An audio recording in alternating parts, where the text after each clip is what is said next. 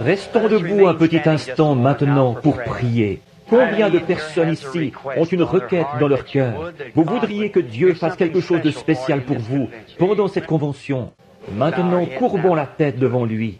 Père Céleste, nous sommes un peuple privilégié d'être rassemblés ici au nom du Seigneur Jésus, dans un pays libre où jusqu'à maintenant nous pouvons adorer selon ce que nous dicte notre conscience. Et nous prions, Père, qu'il en soit longtemps ainsi. Et maintenant, puissions-nous profiter de ce grand privilège que nous avons. Puissions-nous mettre tout notre cœur dans la réunion de ce soir, à t'adorer, pour qu'on puisse dire que Dieu était au milieu de nous ce soir, qu'il a béni son peuple. Sauve chaque âme perdue qui est ici ce soir, Seigneur. Et tous les rétrogrades puissent-ils revenir à la maison de Dieu. Je prie que tous les malades soient guéris, que les affligés marchent, que les aveugles voient, que les sourds entendent, que la louange et la gloire soient données à Jésus-Christ au milieu de son peuple. Que le souvenir en soit longtemps inscrit dans notre mémoire, Seigneur, parce que nous nous sommes rassemblés et que nous avons demandé ces bénédictions au nom de Jésus. Amen. Vous pouvez vous asseoir. Pour une raison ou pour une autre, quand j'arrive à l'auberge Ramada, en un sens, c'est toujours un peu comme de rentrer à la maison, parce que j'y suis tellement venu que je pense qu'ils doivent vraiment commencer à me connaître. Et j'en suis bien content, parce que j'ai trouvé un groupe de gens formidables à ces auberges Ramada. Celle de Tucson et celle-ci, les gens y ont été vraiment gentils avec nous, de nous permettre de faire ces réunions. Il n'y a pas longtemps, j'ai fait une de mes propres réunions à l'auberge Ramada et le gérant n'a même pas voulu que je paye la location de la salle. C'est vraiment gentil. Je m'en souviens quand je voyage dans différents pays aussi, là, des gens, ceux qui sont bons envers la famille de Dieu. Maintenant, depuis dimanche soir, ou plutôt depuis dimanche après-midi, nous avons passé des moments bénis dans le Seigneur, ou du moins, c'est mon cas à moi. J'ai passé des moments merveilleux à savourer ces bénédictions et la communion du Saint-Esprit et avec son peuple. J'aime garder à l'esprit qu'ensemble, nous adorons Dieu. Vous êtes un attribut de Dieu, une partie de Dieu, quand vous devenez un fils et une fille de Dieu. Et Dieu est en vous. Il veut accomplir sa volonté pourvu que vous le laissiez faire. Alors nous espérons ce soir que chaque personne oubliera les choses qui ont rempli ses journées, qu'on laissera tout cela de côté pour mettre notre cœur dans la réunion maintenant. Pas seulement ce soir, mais tout au long de la convention qui va suivre. Sans doute que beaucoup de délégués se sont rassemblés ici. Effectivement, je vois quelques personnes de plus sur l'estrade ce soir. On se rassemble en vue de la convention qui commencera demain. Et je demanderai aux gens qui sont ici, à cause des réunions de réveil que nous venons de faire, si vous le pouvez, j'aimerais que vous restiez pour la convention. Il y aura de très bons prédicateurs inscrits au programme. Un frère n'a pas pu venir, mais il y en aura beaucoup ici pour le remplacer. Moi-même, je veux être là pendant toute la convention pour savourer la communion fraternelle. Vous savez, nous montons sur l'estrade, nous les prédicateurs, et nous prêchons, et nous sommes toujours là à donner aux gens tout ce qu'il y a en nous. Une fois, j'ai prêché sur un sujet, sur ce que Jésus avait dit. Considérez le lys. Il ne travaille ni ne file. Cependant, je vous dis que Salomon, dans toute sa gloire, n'a pas été vêtu comme l'un d'eux. Et je vois que le lys doit croître jour et nuit, filer, travailler pour être radieux. Mais il n'en retire aucune bénédiction pour lui-même. Il s'ouvre et le passant respire son parfum. L'abeille va chercher le miel qu'il a au fond de lui. Tout ce qu'il a acquis au prix de son travail, il le donne. Et c'est le titre que je donne à mon message. Monsieur le révérend lys. Alors, c'est un sujet assez bizarre. Mais c'est ça. Les prédicateurs se donnent aux gens. Et alors, c'est bon de s'asseoir et d'écouter les autres. C'est comme de se chauffer près du feu. Nous aimons nous asseoir à la lueur de la flamme les uns des autres et nous réchauffer le cœur de l'évangile que nos frères prêchent aux gens. Et je suis reconnaissant d'avoir l'occasion de le faire.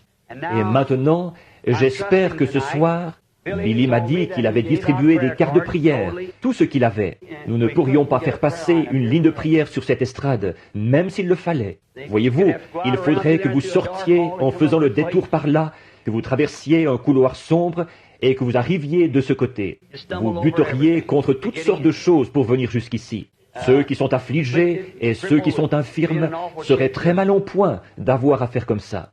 Mais nous ne savons pas ce que notre Seigneur pourrait faire. Il se peut qu'il descende directement au milieu de nous ce soir et qu'il guérisse tous ceux qui sont ici, toute maladie. Oh, j'aimerais mieux voir ça que toutes les lignes de prière que j'ai jamais formées dans ma vie.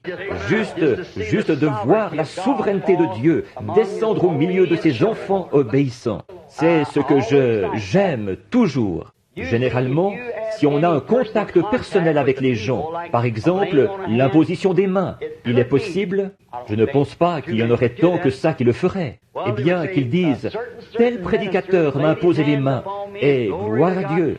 En faisant comme ça, alors les gens regardent à ce prédicateur-là. Mais si on peut simplement se tenir ici, prêcher la parole et laisser le Saint-Esprit guérir chacun, alors c'est absolument la grâce de Dieu, rien d'autre. Et alors, Dieu en reçoit toute la louange, toute la gloire, et il n'y a pas l'ombre de quoi que ce soit pour personne d'autre. C'est comme ça que dans ce ministère que j'exerce, la raison pour laquelle je ne réussis pas à atteindre beaucoup de personnes, à moins... Bon, hier soir, nous avons essayé de prier pour le plus de gens possible. Mais quant à l'imposition des mains, c'est généralement le soir, peut-être que le Saint-Esprit pourrait tout simplement venir au milieu de nous et commencer à se manifester, à se révéler parmi nous. Et c'est comme ça, je pense, que c'est réel. Quand il peut, disons, agir par souveraineté, voyez-vous, moi, je ne peux pas dire cet homme-ci, ou cette femme-ci, ou cet enfant-là. Voyez-vous, c'est le Saint-Esprit qui se déplace dans la salle et qui parle à celui à qui il veut parler. Voyez-vous, ça, c'est souverain. Et alors, c'est comme ça que la connaissance vient, parce que c'est une promesse de Dieu. Et c'est comme ça que la connaissance de Dieu vient dans sa souveraineté et que sa présence aussi descend parmi nous. Nous devrions le voir et nous réjouir. Et peu importe, vous dites, eh bien, j'avais une main infirme, j'étais là hier soir, je ne vais pas mieux. Ça n'a absolument aucun rapport. Pour vous, c'est déjà terminé. Vous ne regardez pas votre main à ce moment-là, vous regardez une promesse. Voyez-vous ? Par conséquent, vous ne pouvez pas dire, eh bien, frère un tel n'a pas prié la prière de la foi, ou telle et telle personne. C'est la présence du Seigneur qui vous a donné la foi, voyez-vous? Et alors, il a envoyé sa parole et les a guéris. Maintenant, hier soir, j'ai encore manqué à ma promesse. Je vais vraiment essayer de la tenir ce soir, si je peux. Bon, quelqu'un disait, vous ne vous êtes pas tenu à votre sujet hier soir. Non, je ne m'y suis pas tenu, parce que, je vais vous dire pourquoi. J'avais l'intention de prêcher sur un sujet, je ne me souviens plus exactement quoi maintenant, mais Dieu riche en miséricorde. Et je me suis mis à essayer d'expliquer ce que Paul avait dit là, quand il avait dit, nous qui, autrefois, à un moment donné, à un autre moment que maintenant, nous étions morts par notre péché et par nos offenses. Dieu nous a vivifiés, rendus à la vie. Bon, voyez-vous, avant que quelque chose puisse être vivifié, il faut qu'il y ait quelque chose là pour le vivifier. C'est exact. Donc, voyez-vous, si vous étiez dans la préscience de Dieu, alors vous devenez une partie de Dieu. Et le seul moyen pour vous d'être un fils de Dieu ou une fille de Dieu, c'est que vous deviez être une partie de Dieu. Et Dieu n'est pas complet sans vous. Forcément, c'est exact. Parce qu'il y a il n'y a qu'une seule source de vie éternelle, et c'est Dieu. Et lui seul a la vie éternelle. Voyez ? Donc, et vous étiez une partie de lui, en ce sens que vous êtes un attribut, ou que vous étiez dans sa pensée au commencement. Et c'est à cause de ça, parce qu'il pensait à vous au commencement, que vous êtes attirés vers lui. C'est cela qui doit être vivifié. Certaines personnes ne seront jamais vivifiées. Ce n'est tout simplement pas en eux. Un point, c'est tout. C'est comme si vous mettiez un grain de maïs en terre qui n'est pas... Il aurait beau être d'une très belle apparence. S'il n'a pas en lui le germe de vie, il ne pourra jamais être vivifié. Mais le germe de vie doit d'abord se trouver là. Et j'ai pris la petite histoire de l'aigle qui marchait avec les poules et les poulets, parce qu'il était éclos et qu'il était né là-bas. Mais il n'avait jamais eu le sentiment qu'il était comme ces poulets.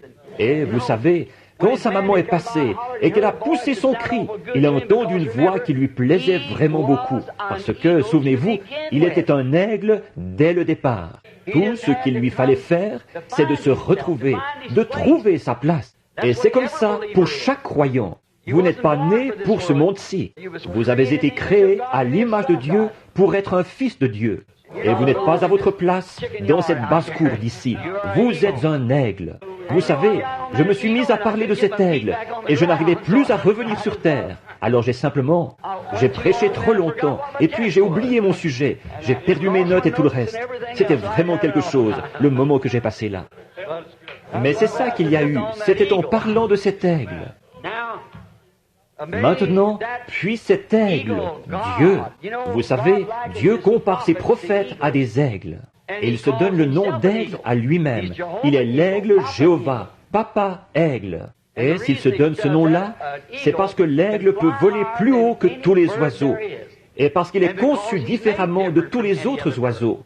Or, il ne construit pas son nid sur le sol, comme les poules et tout, mais il va dans les hauteurs pour y construire son nid. Autre chose, c'est un oiseau bâti d'une manière spéciale.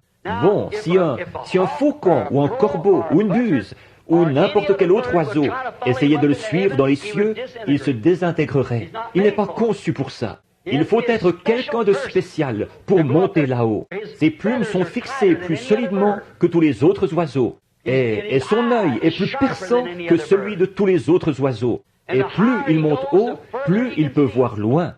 Eh bien, certains oiseaux, quand ils arrivent à la hauteur où ils devraient être, ils sont myopes comme une taupe. Et c'est pareil pour... Eh bien, quand ils se détachent de leur credo, alors ils ne savent rien là-dessus. Les jours des miracles sont passés. Pourquoi? Ils ne peuvent pas le voir. Mais les aigles peuvent monter jusque dans les cieux, et jusque dans les cieux du ciel, là-haut. Ça sert à quoi de monter jusque-là si vous ne pouvez pas voir? Oh, je suis si heureux d'être l'un d'entre eux et de m'associer maintenant avec tout un nid rempli de ces aigles. Prenons dans l'Ancien Testament le livre des Proverbes, écrit par Salomon, l'un des hommes les plus sages du monde, après notre Seigneur Jésus. Mais lui n'était pas tout à fait comme Salomon, en ce sens que Salomon était un homme qui était né d'une femme et qui avait été engendré par un père terrestre, David. Mais Jésus était un fils né d'une vierge. Et il n'était pas seulement un homme, mais il était Dieu, l'homme Dieu. Il était plus qu'un homme. Il était un homme plus. Vous voyez? Mais Salomon était seulement un homme comme vous et moi. Et il a demandé à Dieu de la sagesse pour diriger son royaume. Et il a eu un don de sagesse, l'homme le plus intelligent qu'on ait jamais connu après notre Seigneur. Il a écrit les Proverbes, et je trouve qu'ils sont vraiment bien. Et maintenant, nous allons prendre le livre des Proverbes, au chapitre 1, ou plutôt au chapitre 2, et les premiers versets de Proverbe 2, à partir de 1. Proverbe 2, à partir de 1, la suite des conseils que Salomon donne à ses fils. Mon fils, si tu reçois, excusez-moi, c'est Proverbe 3, 1, excusez-moi. J'ai regardé ici dans mon livre et je vois que c'est Proverbe 3, plutôt que 1 ou 2. Excusez-moi, Proverbe 3, 1. Mon fils, n'oublie pas mon enseignement et que ton cœur garde mes commandements, car ils augmenteront la durée de tes jours, les années de ta vie et ta paix. Que la loyauté et la vérité ne t'abandonnent pas. Lis-les à ton cou, écris-les sur les tables de ton cœur. Tu acquerras ainsi grâce et bon sens aux yeux de Dieu et des humains. Confie-toi en l'Éternel de tout ton cœur et ne t'appuie pas sur ton intelligence. Reconnais-le dans toutes tes voies, et c'est lui qui aplanira ton sentier. Oh, je trouve que c'est vraiment le plus beau passage de l'Écriture. Maintenant, j'aimerais prendre comme sujet, tiré du verset 5, « Ne t'appuie pas sur ton intelligence ». Or, voilà un sujet très bizarre pour le jour où nous vivons. Parce qu'aujourd'hui, certainement, qu'on met beaucoup l'accent sur l'instruction et sur l'intelligence, que nous avons des choses en ce jour de savoir. Mais nous voyons que cette déclaration bizarre ici, comme d'autres passages de l'Écriture, elle a sa place. Et nous faisons confiance à Dieu qui nous fera voir quelle est sa place. Aujourd'hui, nous envoyons nos enfants à l'école pour qu'ils acquièrent l'intelligence des choses. Une fois l'école primaire terminée, nous les envoyons à l'école secondaire pour qu'ils aient une meilleure intelligence côté connaissance. Et une fois ces études-là terminées, certains enfants ont même la chance d'aller à l'université. Ils vont à l'université pour parfaire leurs études et leur intelligence côté connaissance. C'est ce qu'on exige d'eux. Souvent, pour obtenir un emploi, il faut avoir fait au moins des études secondaires ou des études supérieures et tout. Pourtant, le sage Salomon nous a dit de ne pas nous appuyer là-dessus, pas sur notre propre intelligence. Ne recevez pas vos instructions de ces choses-là. C'est parce que nous nous demandons pourquoi il dirait une chose pareille. C'est parce que, généralement, notre intelligence contemporaine correspond généralement à la sagesse de l'homme, laquelle est contraire à la parole de Dieu. Je pense que le conseil que Salomon essayait de donner à ses fils, ce n'était pas d'être illettrés, mais de ne pas s'appuyer sur leur intelligence. Et je trouve que ce serait une bonne exhortation pour aujourd'hui de dire à nos fils, à nous et aux fils de Dieu, qu'il n'y a pas de mal à s'instruire. Il n'y a rien contre ça. Mais quand cette instruction est contraire à la parole de Dieu, alors appuyez-vous sur la parole et laissez tomber votre instruction, voyez-vous, à cause de la parole. L'instruction va vous servir, va vous donner un bon emploi, vous serez probablement bien vu des gens intellectuels, mais il n'y a pas de mal à ça. Ça vous aidera probablement beaucoup, ça vous aidera du côté financier et du côté de vos moyens d'existence. Vous vivrez peut-être un peu mieux à cause de ça. Mais souviens-toi d'une chose, mon fils, tu devras mourir. Peu importe toutes les études que vous avez pu faire, toute la culture que vous avez pu acquérir, vous devrez quand même affronter la mort, parce qu'il est écrit que l'homme doit mourir, après quoi vient le jugement. Et Dieu, quand la mort, ce n'est pas si grave, mais de passer en jugement, c'est ça qui est grave. Bon, vous pouvez mourir, mais après quoi vient le jugement. Et Dieu ne va pas vous demander combien d'études vous avez faites quand vous étiez sur terre, combien de connaissances vous avez acquises. Si vous avez obtenu votre licence en lettres ou le diplôme que vous avez bien pu avoir, même en tant que prédicateur, ce n'est pas là-dessus qu'on vous demandera des comptes. Mais on vous demandera des comptes sur ce que vous avez fait, de ce que vous compreniez de la parole de Dieu. Ce sera ça l'exigence. En effet, votre instruction, c'est bien, mais la parole de Dieu, c'est la vie. Ma parole est vie, et de la connaître, c'est la vie. Et il a dit, de le connaître lui, il est la parole. Alors, vous ne pouvez le connaître que par la parole, car il est la parole.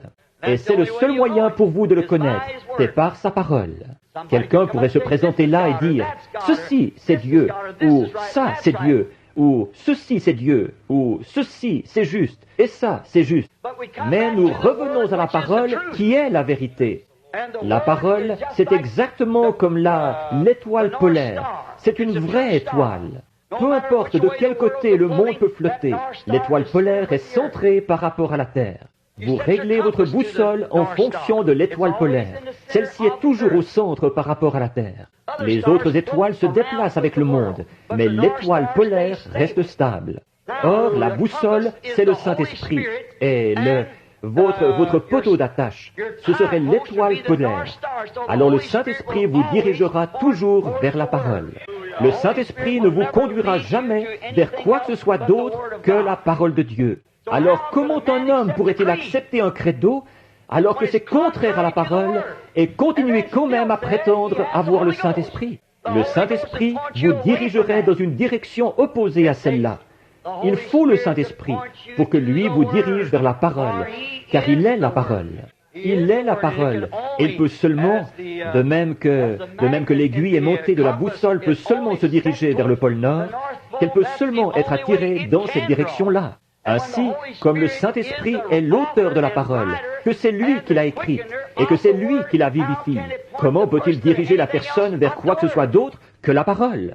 Alors, quand quelqu'un prétend avoir le Saint-Esprit et qu'ils acceptent quelque chose qui est contraire à la parole, on peut voir par là que ce n'est pas le véritable Saint-Esprit qu'ils ont.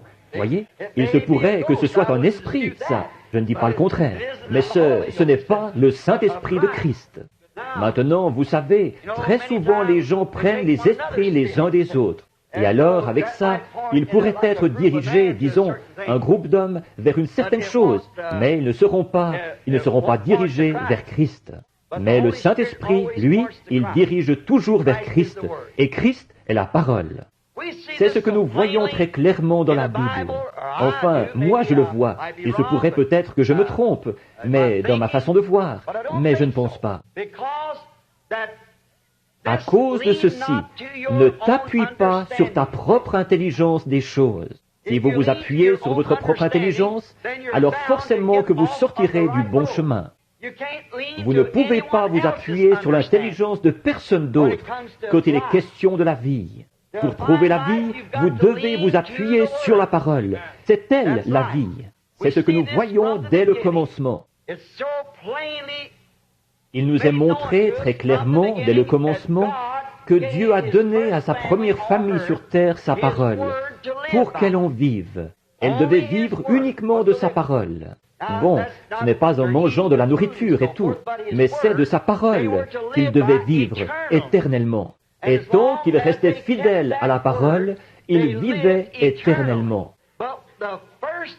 Mais dès qu'un petit bout de phrase de cette parole a été mal placé, toute la chaîne a été rompue et l'espèce humaine a été précipitée dans la mort.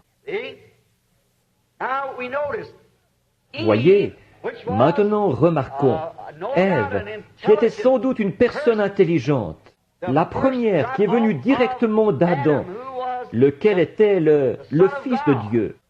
Et Ève, certainement que, comme elle se trouvait dans cette position-là, où il n'y avait pas eu de péché, aucune place pour le péché, certainement qu'elle devait avoir une conception merveilleuse de ce que Dieu était. En effet, tous les après-midi, elle et son mari se promenaient dans la fraîcheur du jardin, le soir, et ils parlaient avec Dieu, face à face.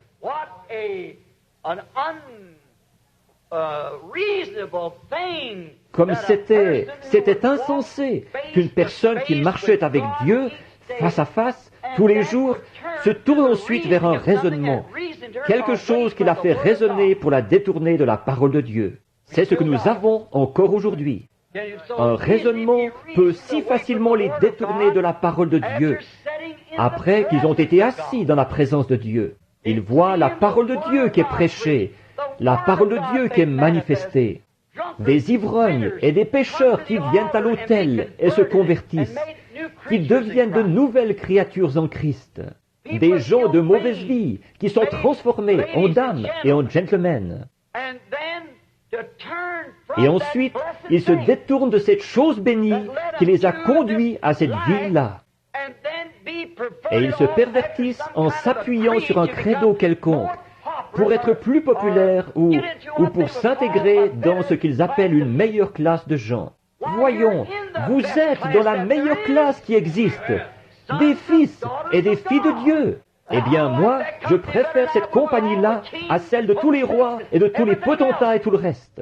Pour moi, rien ne vaut ce groupe de gens humbles. Ils auront beau ne pas savoir distinguer leur droite de leur gauche. tant qu'ils connaissent Dieu, qu'ils l'aiment et qu'ils le servent, à mon avis, ce sont eux les célébrités du ciel. Oui, monsieur. Bon, mais nous voyons qu'Ève s'est laissée facilement convaincre par Satan de se détourner de la parole de Dieu. Elle s'est appuyée sur sa propre intelligence. En effet, Satan lui avait présenté quelque chose qui ne correspondait pas à ce qu'elle comprenait vraiment de Dieu. Mais il lui était dit autre chose par l'ennemi, Satan, elle l'a cru. Maintenant, nous en voyons les résultats. Cela a précipité toute l'espèce humaine dans la mort.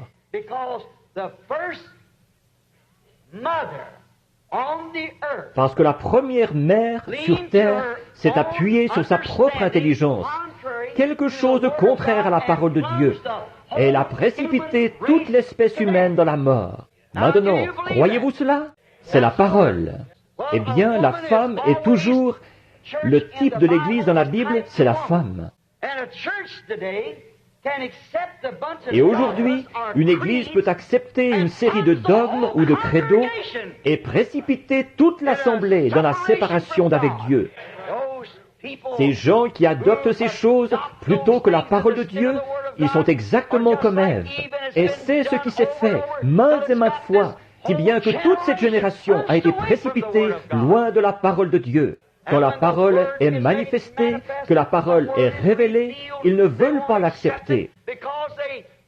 Parce qu'ils ne veulent pas, parce qu'ils s'appuient sur leur propre intelligence. Cette église a été construite ici. C'est un bâtiment magnifique. C'est une grande organisation. Elle est membre d'un grand corps de gens. Pourquoi est-ce qu'on ne devrait pas en faire partie? Je vais m'appuyer dessus. Ne vous appuyez pas sur votre propre intelligence, mais appuyez-vous sur la parole du Seigneur. Donc finalement, toute l'espèce est retrouvée dans la mort, comme je le disais. C'est la même chose maintenant pour les nombreuses personnes qui se reposent sur leur propre intelligence, sur leurs dogmes et leurs credos et tout, en déclarant que la parole de Dieu n'est pas entièrement vraie, qu'une partie est inspirée et qu'une autre partie ne l'est pas. Comment pouvez-vous avoir la foi dans une Bible dont une partie est inspirée et l'autre non? Si une seule citation est fausse, alors toute la chose pourrait bien être fausse. Il faut qu'elle soit toute vraie, tout à fait vraie. Et certaines de ces soi-disant écoles bibliques perverties qui enseignent la connaissance humaine, une accumulation, où on se réunit en conseil et on dit « Maintenant, écoutez, si les jours des miracles, ils ont pris fin aux jours des apôtres, et bien des hommes qui relèvent de l'évêque ou des hommes haut placés s'assiéront là et ils diront « Eh bien, si je peux seulement être d'accord avec lui, sans doute peut-être que je pourrais lui succéder. » Vous voyez, alors vous vous appuyez sur votre propre intelligence, au lieu de vous tenir debout pour défendre la parole de Dieu. C'est ce qui cause ces choses.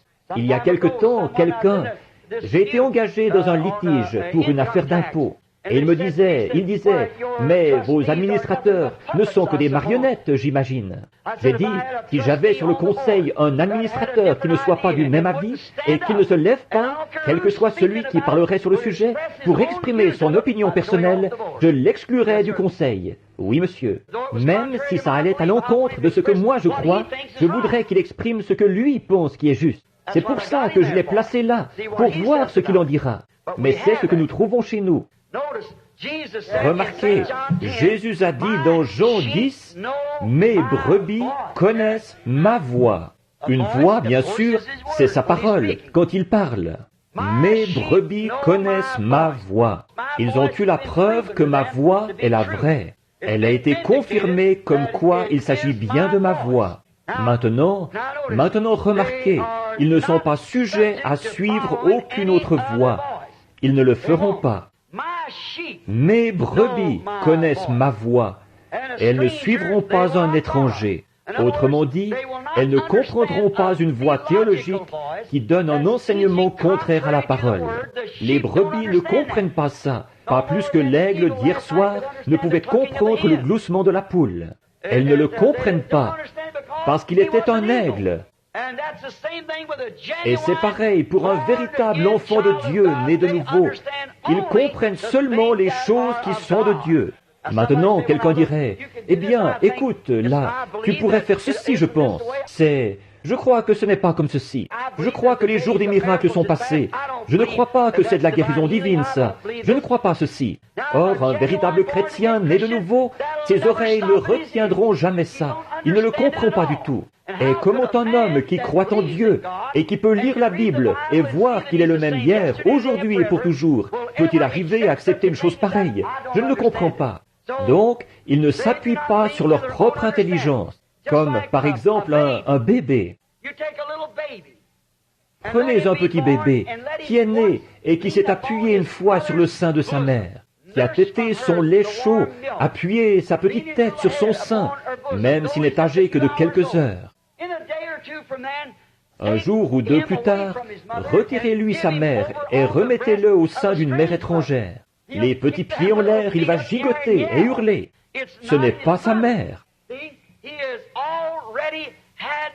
Voyez-vous, il a déjà en lui quelque chose, parce qu'il est une partie de cette mère. Déjà là, la nature lui a fourni un moyen de reconnaître sa propre maman. Et si la nature a fourni au bébé le moyen de reconnaître sa mère, qui lui a donné naissance, combien plus un fils de Dieu qui est né de l'Esprit de Dieu? Il connaît sa maman.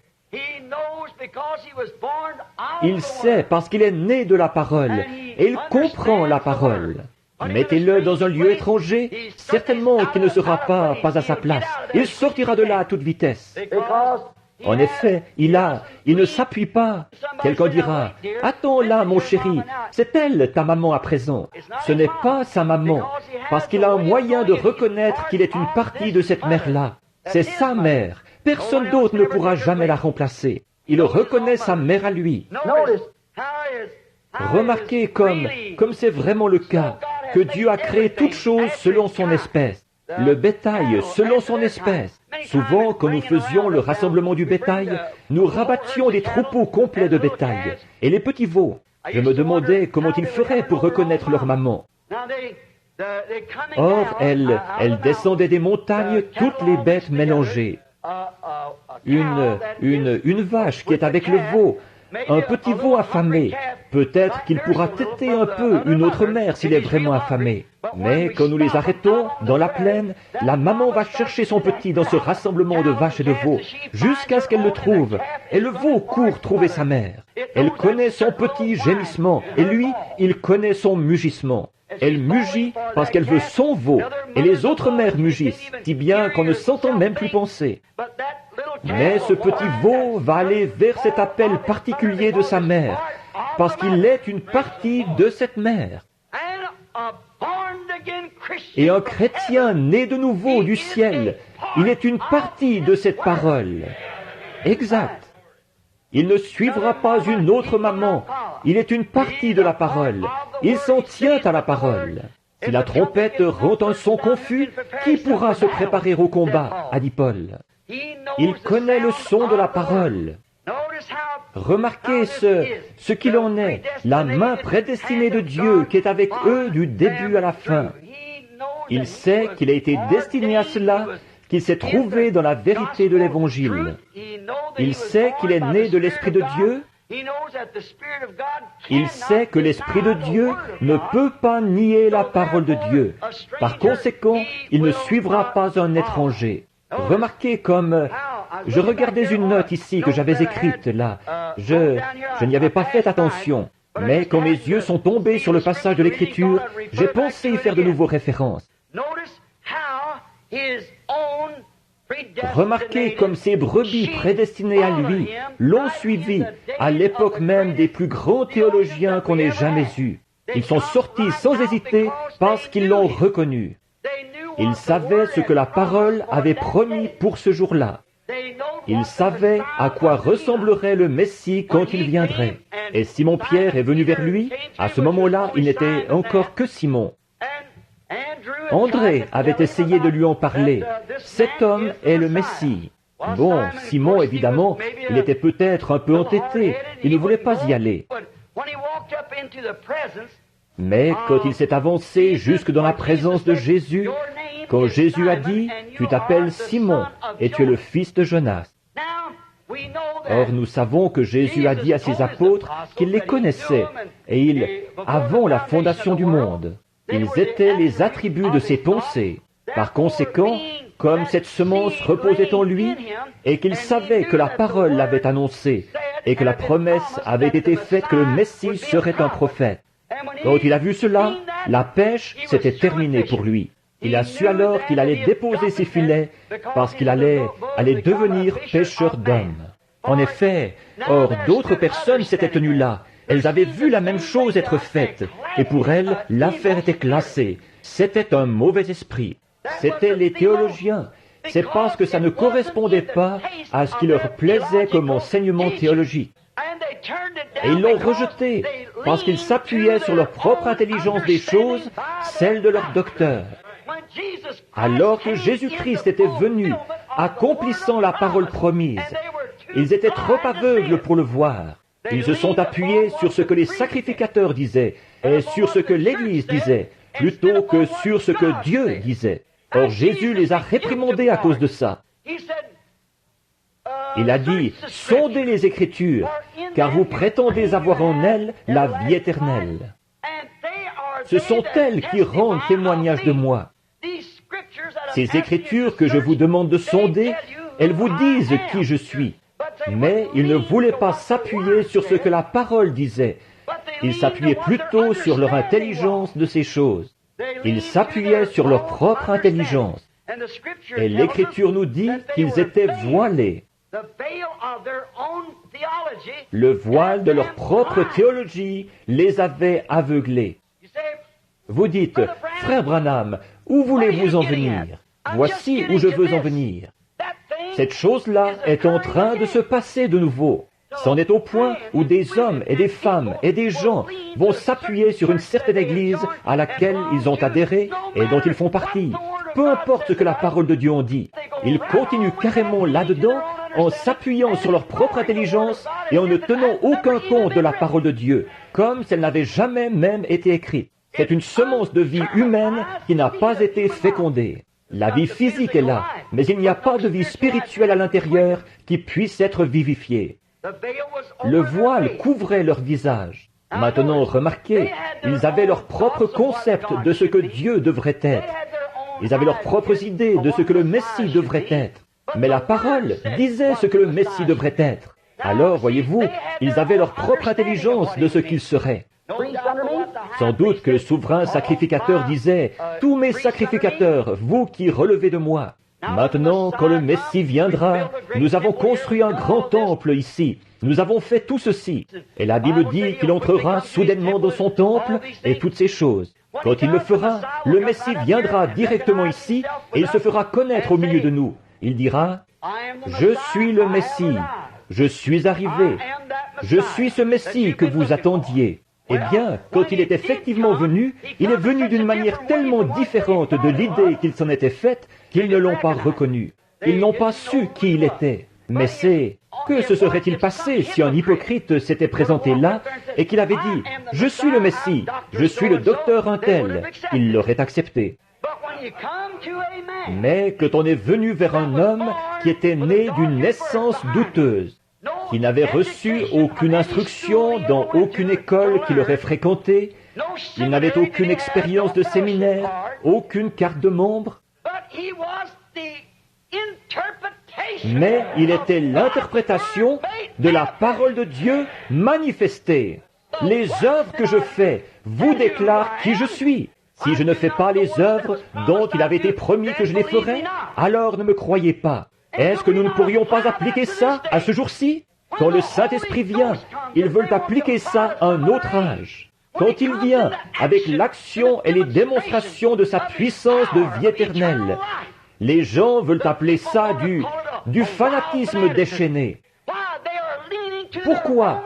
Ils s'appuient sur leur propre intelligence et non sur la parole du Seigneur. Vous savez que c'est vrai.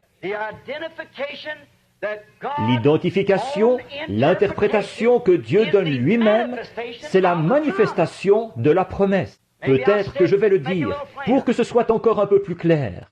Quand Dieu prononce la parole, il n'a pas besoin d'aucun homme, d'aucune femme, ni de personne d'autre pour en donner le sens. Quand il a dit, eh bien vous dites, Dieu, c'est ceci qu'il a voulu dire. Dieu, ce qu'il veut dire, il le dit. Et c'est exactement ce qu'il veut dire. Voyez? Or, comment interprète-t-il sa propre parole? En l'accomplissant. La Bible dit, une vierge concevra, et elle l'a fait. Ça ne demande aucune interprétation. Dieu a dit qu'il y ait de la lumière, et il y en a eu. Ça ne demande aucune interprétation. Dieu a aussi dit qu'en ces derniers jours, il répandrait son esprit sur toute chair. Et il l'a fait. Ça ne demande aucune interprétation. Tout ce que ça demande, c'est une acceptation. Quelqu'un qui acceptera ce que Dieu a fait. Ça ne demande pas d'interprétation. Dieu interprète sa propre parole. Dieu a promis ces choses que nous voyons jour après jour. Il a promis de les accomplir au dernier jour. Les gens d'aujourd'hui, comme à cette époque-là, ils s'appuient sur leur propre intelligence. Mon pasteur dit que c'est du fanatisme. Mais la Bible a dit que ces choses se produiraient. Vous allez vous appuyer sur l'intelligence de qui? La Bible a promis que dans les derniers jours, l'âge de l'église de Laodicée se serait tellement enrichi et serait tellement suffi qu'il se suffirait. Je suis riche, je n'ai besoin de rien. Je suis assise en reine. Elle est riche. Et il a dit, tu ne sais pas que tu es misérable. Or ça, c'est l'âge de l'Église en entier. L'Église. À l'Église de Laodicée, tu es nu, aveugle, pauvre, misérable, et tu ne le sais pas. Assise au milieu de ses richesses, des dizaines de milliers et de milliers de membres, les richesses du monde dans sa main, presque. Si on met tout ça ensemble, à ce jour, l'Église catholique et les protestants, alors qu'ils sont en train de s'unir, ils possèdent les richesses du monde. Notre pays est fauché, ou presque. Nous empruntons sur des impôts qui seront perçus dans 40 ans, à ce qu'on me dit, selon ce qu'ils ont dit à l'émission Lifeline. Les impôts que nous dépensons en ce moment seront perçus dans 40 ans. Mon petit-fils, si Jésus tarde, les impôts qu'il payera quand il aura 40 ans, c'est ce que nous dépensons en ce moment. Nous envoyons ça pour aider les pays étrangers, alors que les Indiens de chez nous et tout, ils crèvent de faim. Nous essayons d'acheter la fraternité. La fraternité, ça ne s'achète pas. Un ami, ça ne s'achète pas. Non, mais voilà ce que nous faisons. Voilà notre système. Ils imposent les gens tout ce qu'ils peuvent récolter. Impôts, impôts, impôts. Et la dette de guerre que nous avons contractée à cause des politiciens ne sera pas réglée avant des centaines d'années encore, je suppose. Et bon, nous ne devrions pas être dans cet état-là. Nous n'avons aucune raison d'être dans cet état-là. Mais les églises, elles se sont enrichies. Presque toutes les richesses du monde, dit la Bible, se trouvent dans l'Église catholique. C'est pour ça que la Russie l'a expulsé, que la Russie l'a excommunié. C'est ça qui était la source même du communisme. C'est parce que l'Église enseignait qu'elle était quelque chose, alors qu'elle n'était pas différente du reste du monde. Quand nous étions en Finlande, là-bas, que ce petit garçon a été ressuscité des morts, ces soldats russes se mettaient au garde à vous et ils disaient « Nous recevrons un Dieu qui peut ressusciter les morts. » Nous avons construit des dénominations et des écoles et des bâtiments, mais nous n'avons pas fait ce que Jésus nous avait dit de faire, c'est-à-dire de prêcher l'Évangile. Nous avons cherché à instruire le monde. Il n'a jamais dit « Instruisez le monde. Celui qui sera instruit sera sauvé. » Vous devez naître de nouveau, être rempli du Saint-Esprit. Voilà pourquoi nous avons échoué si lamentablement partout. Voyez-vous, nous avons les richesses, nous l'avons ça. Maintenant, qu'est-ce qui va arriver? Quand cette Église, le Conseil mondial des Églises, se réunira, ne pouvez-vous pas voir qui sera à la tête? Vous, les méthodistes et les presbytériens, ne pouvez-vous pas comprendre ça? Et les autres, même les pentecôtistes? Vous dites que vous n'y entrerez pas. Ou bien vous y entrerez, ou bien vous démantellerez votre dénomination. De deux choses l'une. C'est là, devant vous, vous devrez le faire. C'est une contrainte, la marque de la bête. Et c'est exactement ça. Le système dénominationnel, c'est carrément, je peux le prouver par la Bible, la marque de la bête. Elle était une prostituée. Ses filles étaient des prostituées. Et nous savons que c'est la vérité. La religion organisée, c'est contraire à la parole. Et les principes sur lesquels elle se fonde sont antichrists. Tout ce qu'on trouve là-dedans n'est pas antichrist. Mais les principes sur lesquels elle se fonde, son système est antichrist, parce qu'il est contraire à la parole de Dieu. Tous les systèmes organisés sont comme ça. Voilà, voyez-vous, et vous vous appuyez sur quelqu'un d'autre, sur leur intelligence, au lieu de vous appuyer sur l'intelligence de Dieu, ce que Dieu en a dit. C'est pour ça que c'est faux. Des jeunes hommes vont dans les séminaires qui fournissent une bonne instruction. Ils vont à ces écoles, soi-disant bibliques. Et peut-être qu'ils ont un appel de Dieu dans leur cœur. Ils vont là-bas et ils sont tellement endoctrinés, gagnés à un point de vue. Là, un tel l'a dit, l'évêque un tel, celui-ci l'a dit, celui-là l'a dit. Les hommes réunis en conseil sont d'accord que c'est comme ceci que ça devrait être. Ce que qui que ce soit peut dire, ça m'est égal. Jésus a dit que toute parole d'homme soit un mensonge et que la mienne soit la vérité.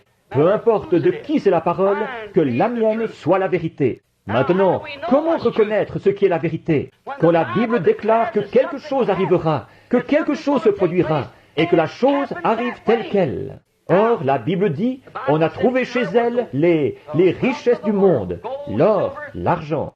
Donc, si notre économie est basée sur l'étalon or, et que nous sommes fauchés, maintenant qu'est-ce qui va arriver? Qu'est-ce qui va arriver? Vous savez, les riches de cette nation, les grandes usines, les manias du whisky et du tabac et ainsi de suite, comme ça, ils n'accepteront pas de changer la monnaie. Alors, la seule chose à faire, ce sera d'emprunter. Et il n'y a qu'un seul endroit où nous pouvons l'emprunter. Et à ce moment-là, nous y vendrons notre droit d'aînesse. C'est exact. Alors, qu'est-ce que vous ferez? Vous êtes la propriété de ce système. Il n'y a plus rien à faire.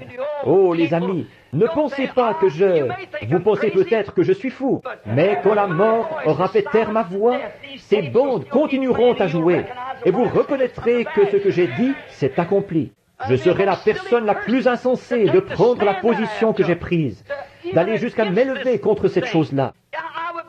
Je serai contre Dieu, je serai contre tout ce qui est de Dieu, si faisais erreur dans mes opinions et dans mon appel. La chose serait contre Dieu. Mais si j'ai pris cette position-là, c'est parce que je le vois ici dans la parole. C'est la parole de Dieu. Et puis j'en vois la confirmation, la vérité en être démontrée. Voilà l'interprétation que Dieu donne de sa parole. L'interprétation que Dieu donne lui-même de sa parole, c'est sa façon de la confirmer et d'en établir la vérité. Pourquoi les pharisiens étaient-ils aveugles? Qu'est-ce qui les rendait si aveugles? C'est parce qu'ils refusaient d'accepter la révélation ou la confirmation de la parole. Et c'est pour ça aujourd'hui que les églises sont aveugles. C'est parce qu'elles refusent d'accepter la révélation, alors même que la confirmation est donnée. Bien que la parole le dise, que c'est révélé et que c'est ensuite démontré, elles refusent quand même de l'accepter. C'est pour ça que jusqu'à ce jour, les Juifs refusent de l'accepter. Vous ne pouvez pas leur parler de Christ, parce que le voile couvre encore leur visage. Ils sont aveuglés. Et l'Église, vous ne pouvez pas leur parler du plein évangile et de la puissance de Dieu. Parce que le Dieu de ce siècle les a aveuglés devant les vérités de Dieu et qu'ils s'appuient sur leur propre intelligence.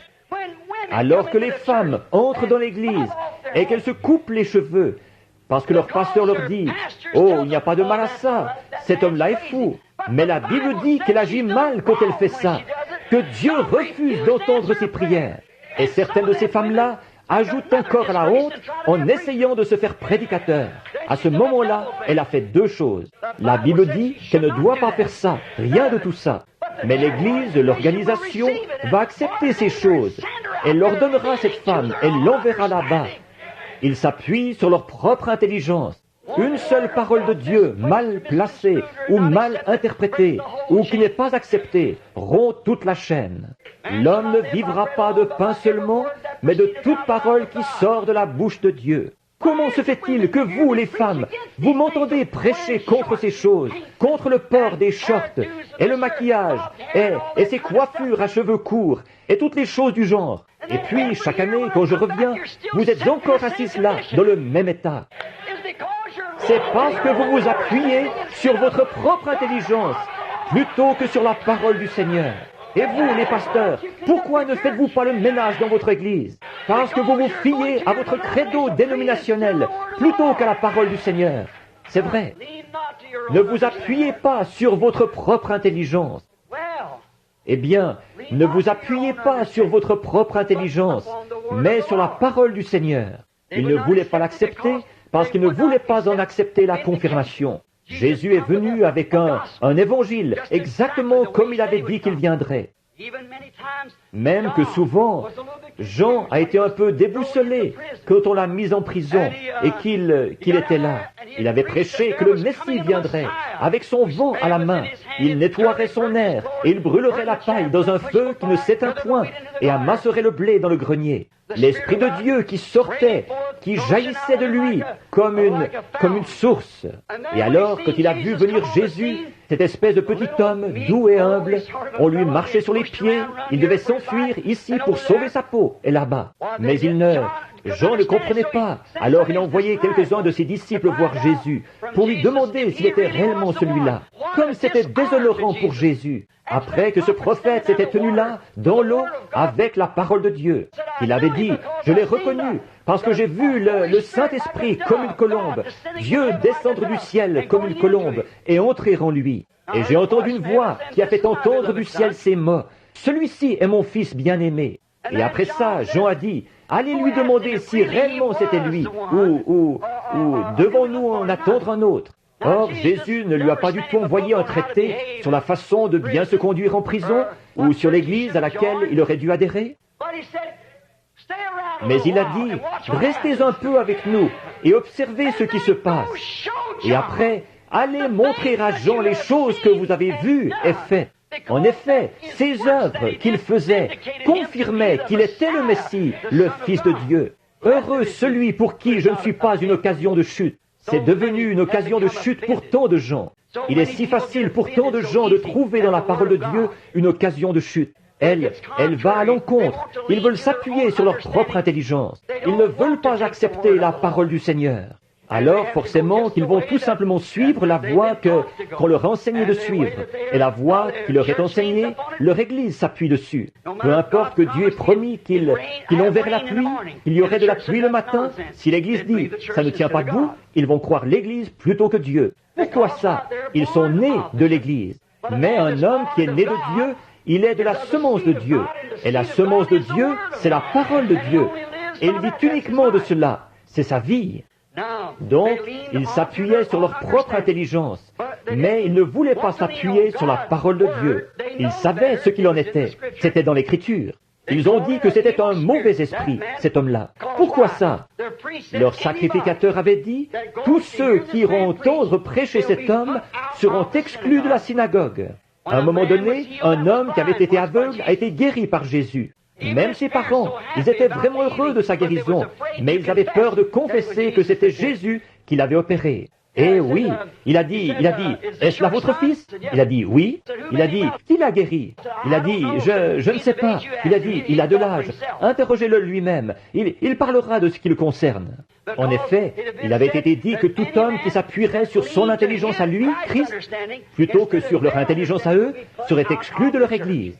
N'est-ce pas exactement la même chose maintenant? Je vous pose carrément la question. C'est exact, ça se dessine de la même façon. Qu'importe ce que Dieu peut faire, il faut que ça concorde avec leur propre intelligence des choses, et non avec ce que Dieu confirme qui est la vérité. Bon, mais cet homme-là, il a eu la réponse. Il a dit, qui t'a guéri? Il a dit, celui qu'on appelle Jésus de Nazareth. Il a dit, c'est un pécheur, nous ne savons d'où il vient. Il a dit, c'est une chose étrange ça. Vous êtes censés être les conducteurs de cette heure. Et voici un homme qui a ouvert mes yeux, ce qui n'a pas été fait depuis le commencement du monde, et pourtant vous dites que vous ne savez pas d'où il vient. Oh là là! Pourquoi? Ils s'appuyaient sur leur propre intelligence, plutôt que sur la parole du Seigneur. En effet, Ésaïe avait dit que les aveugles verraient, que le boiteux sauterait comme un cerf, que les déserts éclateraient en cris de joie. Mais voyez-vous, ils se sont appuyés sur leur propre intelligence et non sur la parole, sur leur propre système qu'ils avaient établi. Maintenant, remarquez, les églises d'aujourd'hui font pareil. Elles se sont formées une super race d'intelligence par leur système dénominationnel. Ils ont une super intelligence des choses, tellement qu'ils ne veulent pas que personne y touche, que personne n'entre à moins de faire partie de leur groupe. Ne me dites pas le contraire. J'habite à Tucson, en Arizona. Je suis arrivé là-bas il y a 3 ans. J'ai eu une rencontre avec le conseil des églises et j'ai dit, je ne suis pas du tout venu pour établir une église. Je suis venu pour fraterniser avec vous. Je suis venu pour vous aider. Je suis missionnaire, évangéliste. C'est ce que je fais. Ils ont dit, venez-vous vous installer ici pour établir une église? J'ai dit, non monsieur. Je suis venu, si je voulais une église, j'en ai une dans l'Indiana. J'ai dit, je suis venu ici parce que le Seigneur m'a conduit à venir ici, par une vision. Je vais rester pendant quelque temps là, à moins qu'il me conduise ailleurs. Mais je ne suis pas du tout venu pour établir une église. Je suis venu pour vous aider, vous les frères. Ça, c'est il y a 3 ans. Je n'ai pas reçu une seule invitation nulle part. Pourquoi? Parce qu'ils se sont réunis tout de suite après et qu'ils ont dit que tout homme qui me ferait venir derrière sa chair, qu'ils excommunieraient ce prédicateur-là. Voyez, pourquoi? Ils s'appuient sur leur propre intelligence. Certainement, ceux-là, ce sont les soi-disant. Ils se forment leur super intelligence des choses. Si vous ne mettez pas votre nom sur leur registre, vous êtes perdu. Un ministre me disait ça. Oh, vous dites, ça c'était une espèce d'imposteur. C'était un pentecôtiste. Jack Moore et moi, nous nous sommes assis là à l'écouter à Dallas, au Texas. Il disait qu'il allait devoir ôter un homme de sur leur registre. J'ai dit, pourquoi? Parce qu'il a fraternisé avec vous. J'ai dit, eh bien, ôtez-le. Il a dit, eh bien, à ce moment-là, il est perdu. J'ai dit, perdu? Mais il a dit, si son nom n'est pas sur le registre. J'ai dit, vous voulez dire que vous êtes surveillant général et vous croyez ça? Il a dit, c'est la vérité. J'ai dit, raccrochez monsieur. Ce n'est pas la grâce de Dieu ça, voyez-vous? Nous avons tous, en effet, été baptisés dans un seul esprit pour former un seul corps. Et nous devenons membres de ce corps. La marque que vous portez, ça m'est égal. Ça n'a rien à y voir. C'est carrément par une naissance que vous êtes un chrétien. Et c'est le seul moyen. C'est le seul moyen pour vous d'en être un. Ce n'est pas par adhésion, pas par des credos, pas en excitant ceci ou récitant ceci, ou quoi que ce soit d'autre, ni par l'instruction, la théologie. Vous êtes un chrétien quand vous êtes né de nouveau, et vous ne pouvez pas naître de nouveau à moins d'avoir été élu à naître de nouveau. Car nul ne peut venir à moi si mon Père ne l'attire, et tous ceux que mon Père m'a donnés viendront. Amen. Je le ressusciterai au dernier jour. Ces grandes soi-disant écoles bibliques que nous avons, elles s'appuieront sur leur propre savoir. Oh là là, qu'importe ce que dit la parole, ils peuvent se l'expliquer tellement clairement, à eux-mêmes, se le faire croire à eux-mêmes et le faire croire à ceux de leur espèce. Que les jours des miracles sont passés. Un prophète, les apôtres, ça n'existe pas. Des dons de guérison et tout ça, ça n'existe pas. Toutes ces choses ont pris fin au jour de la Bible. Ils peuvent se faire croire ça. Vous savez, la Bible dit que vous pouvez croire un mensonge et être damné à cause de ça. Voyez-vous, c'est l'exacte vérité. Ils se forment, qu'importe ce que dit la parole de Dieu, ils s'appuient sur leur propre intelligence. Ils s'appuient dessus, ils y croient, ils pensent que c'est la vérité. Vous pouvez croire le même mensonge maintes et maintes fois, si bien qu'à un moment donné, pour vous, ce sera la vérité. C'est exact. Mais comment savoir si c'est la vérité ou pas? Dieu en démontre la vérité, parce que c'est dans sa parole et qu'il la confirme. Il en donne lui-même l'interprétation. Comment font-ils pour en arriver là? Ils le font à cause de leur culture, de leur instruction, de l'intelligence des choses qui leur est inculquée par ce diplôme, leur doctorat et tout, tel séminaire qu'ils ont fréquenté et où ils ont appris ces choses. Mais regardez, mes amis, écoutez. Nulle part dans la Bible, il nous est demandé de comprendre. Il ne nous est pas demandé de la comprendre, il nous est demandé de la croire. La croire par quoi? Par la foi.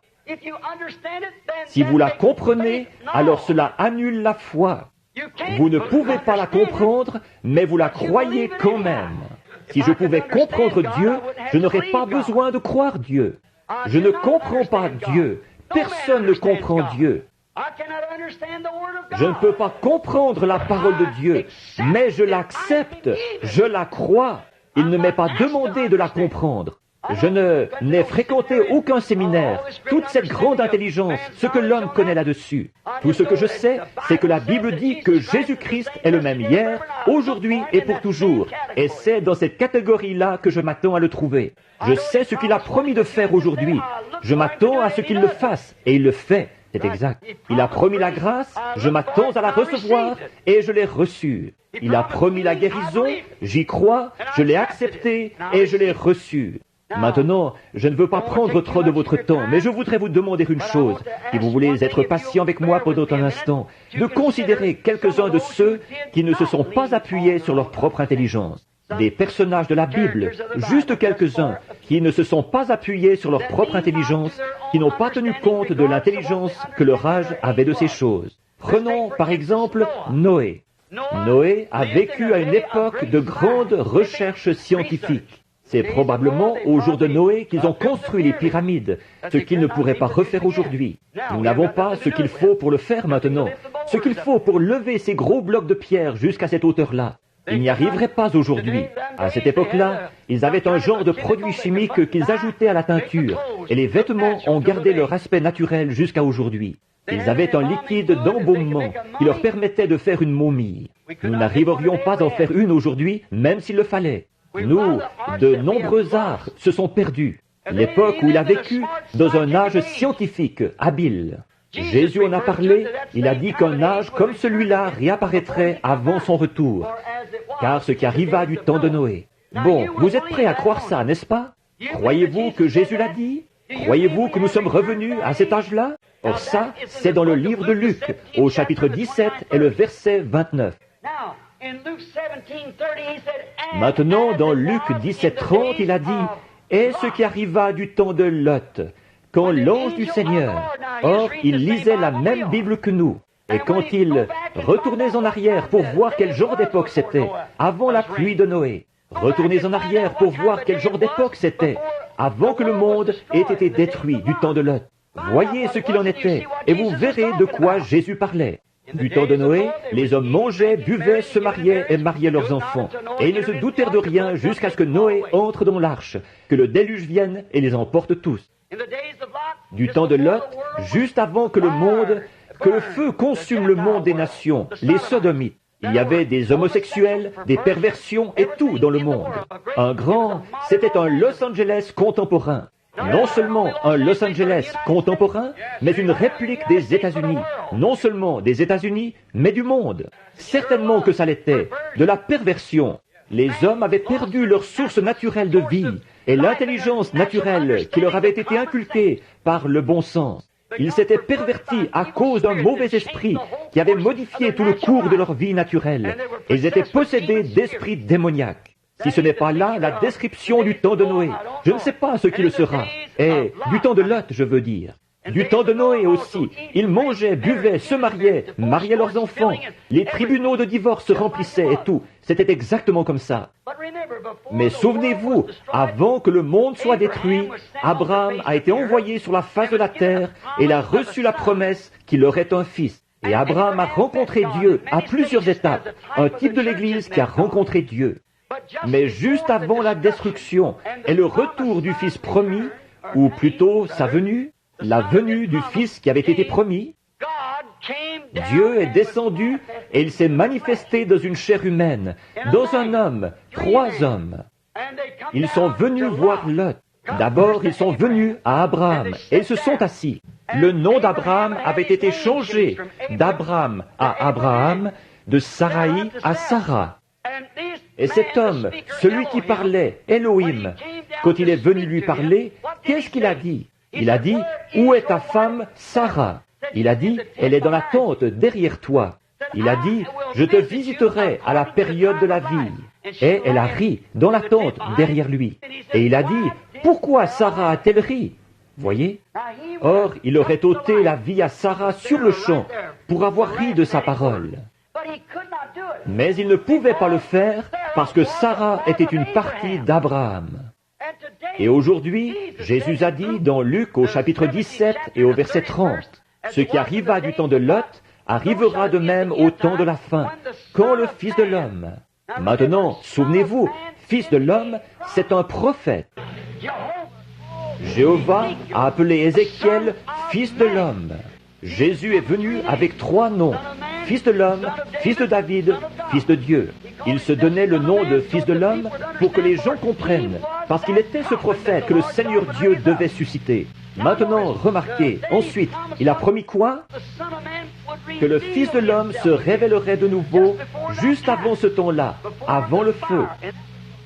Et ce signe-là a été le dernier qu'Abraham a vu avant l'arrivée du Fils promis. Et il est redevenu un jeune homme, et elle, une jeune femme. Avant, maintenant remarquez, c'est précisément ce que dit l'Écriture. Maintenant, nous devons nous attendre à ça.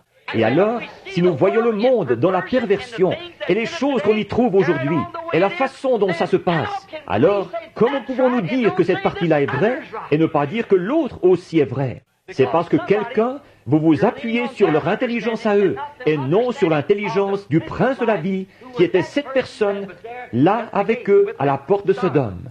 Maintenant, nous remarquons, nous ne nous appuyons pas sur notre propre intelligence. Noé ne s'est pas appuyé sur son intelligence. C'était un grand âge de science, mais il ne s'est pas appuyé sur l'intelligence qu'il avait de son époque. Mais il s'est appuyé sur la promesse de Dieu, et il a agi par la puissance de Dieu. Il a préparé une arche pour sauver sa famille, alors que c'était carrément contraire au bon sens. Il n'y avait pas d'eau là-haut. Il n'y en avait jamais eu. Mais il savait que si Dieu avait dit qu'il y en aurait, il y en aurait. Alors, il ne s'est pas appuyé sur sa propre intelligence, mais c'est par la foi qu'il a agi, selon la parole de la promesse de Dieu. L'Esprit l'a poussé et il a agi. Abraham, il ne s'est pas appuyé sur l'intelligence qu'il avait de la vie humaine. Sa femme, il l'avait épousée à l'âge d'environ 17 ans. Et il était maintenant âgé de 75 ans, et elle de 65 ans. Elle était de 10 ans plus jeune que lui. Mais Abraham ne s'est pas appuyé sur son intelligence quand Dieu a dit qu'il lui donnerait un fils par Sarah. Mais il appelait toute preuve scientifique qui était contraire à la parole de Dieu, tout savoir qui ne se trouvait pas dans la parole de Dieu, comme si ça n'existait pas. Et il a donné la louange à Dieu. Il était fort. Il lui donnait la louange. Il n'a même pas considéré, regardé à son propre corps, ni à Sarah dont le corps n'était plus en état d'avoir des enfants, et son corps non plus. Il n'a rien considéré, mais il s'est appuyé sur la promesse de Dieu. Il ne s'est pas appuyé sur sa propre intelligence. Il ne s'est pas appuyé sur des raisonnements. Voyons, vous dites, frère Branham, il est raisonnable que Dieu ne guérisse pas les malades. On a tellement de bons médecins. La Bible dit, nous renversons les raisonnements. Nous ne raisonnons pas. La foi ne raisonne pas. La foi croit et accepte. Remarquez.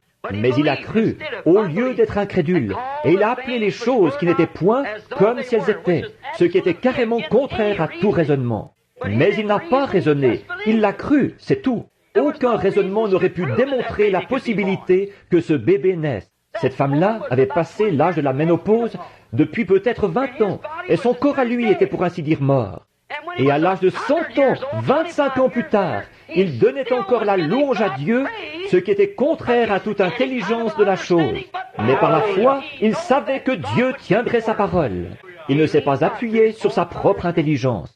Que se serait-il passé si Moïse s'était appuyé sur sa propre intelligence quand Dieu lui a dit qu'il allait reprendre Pharaon ou les enfants d'Israël de la main de Pharaon?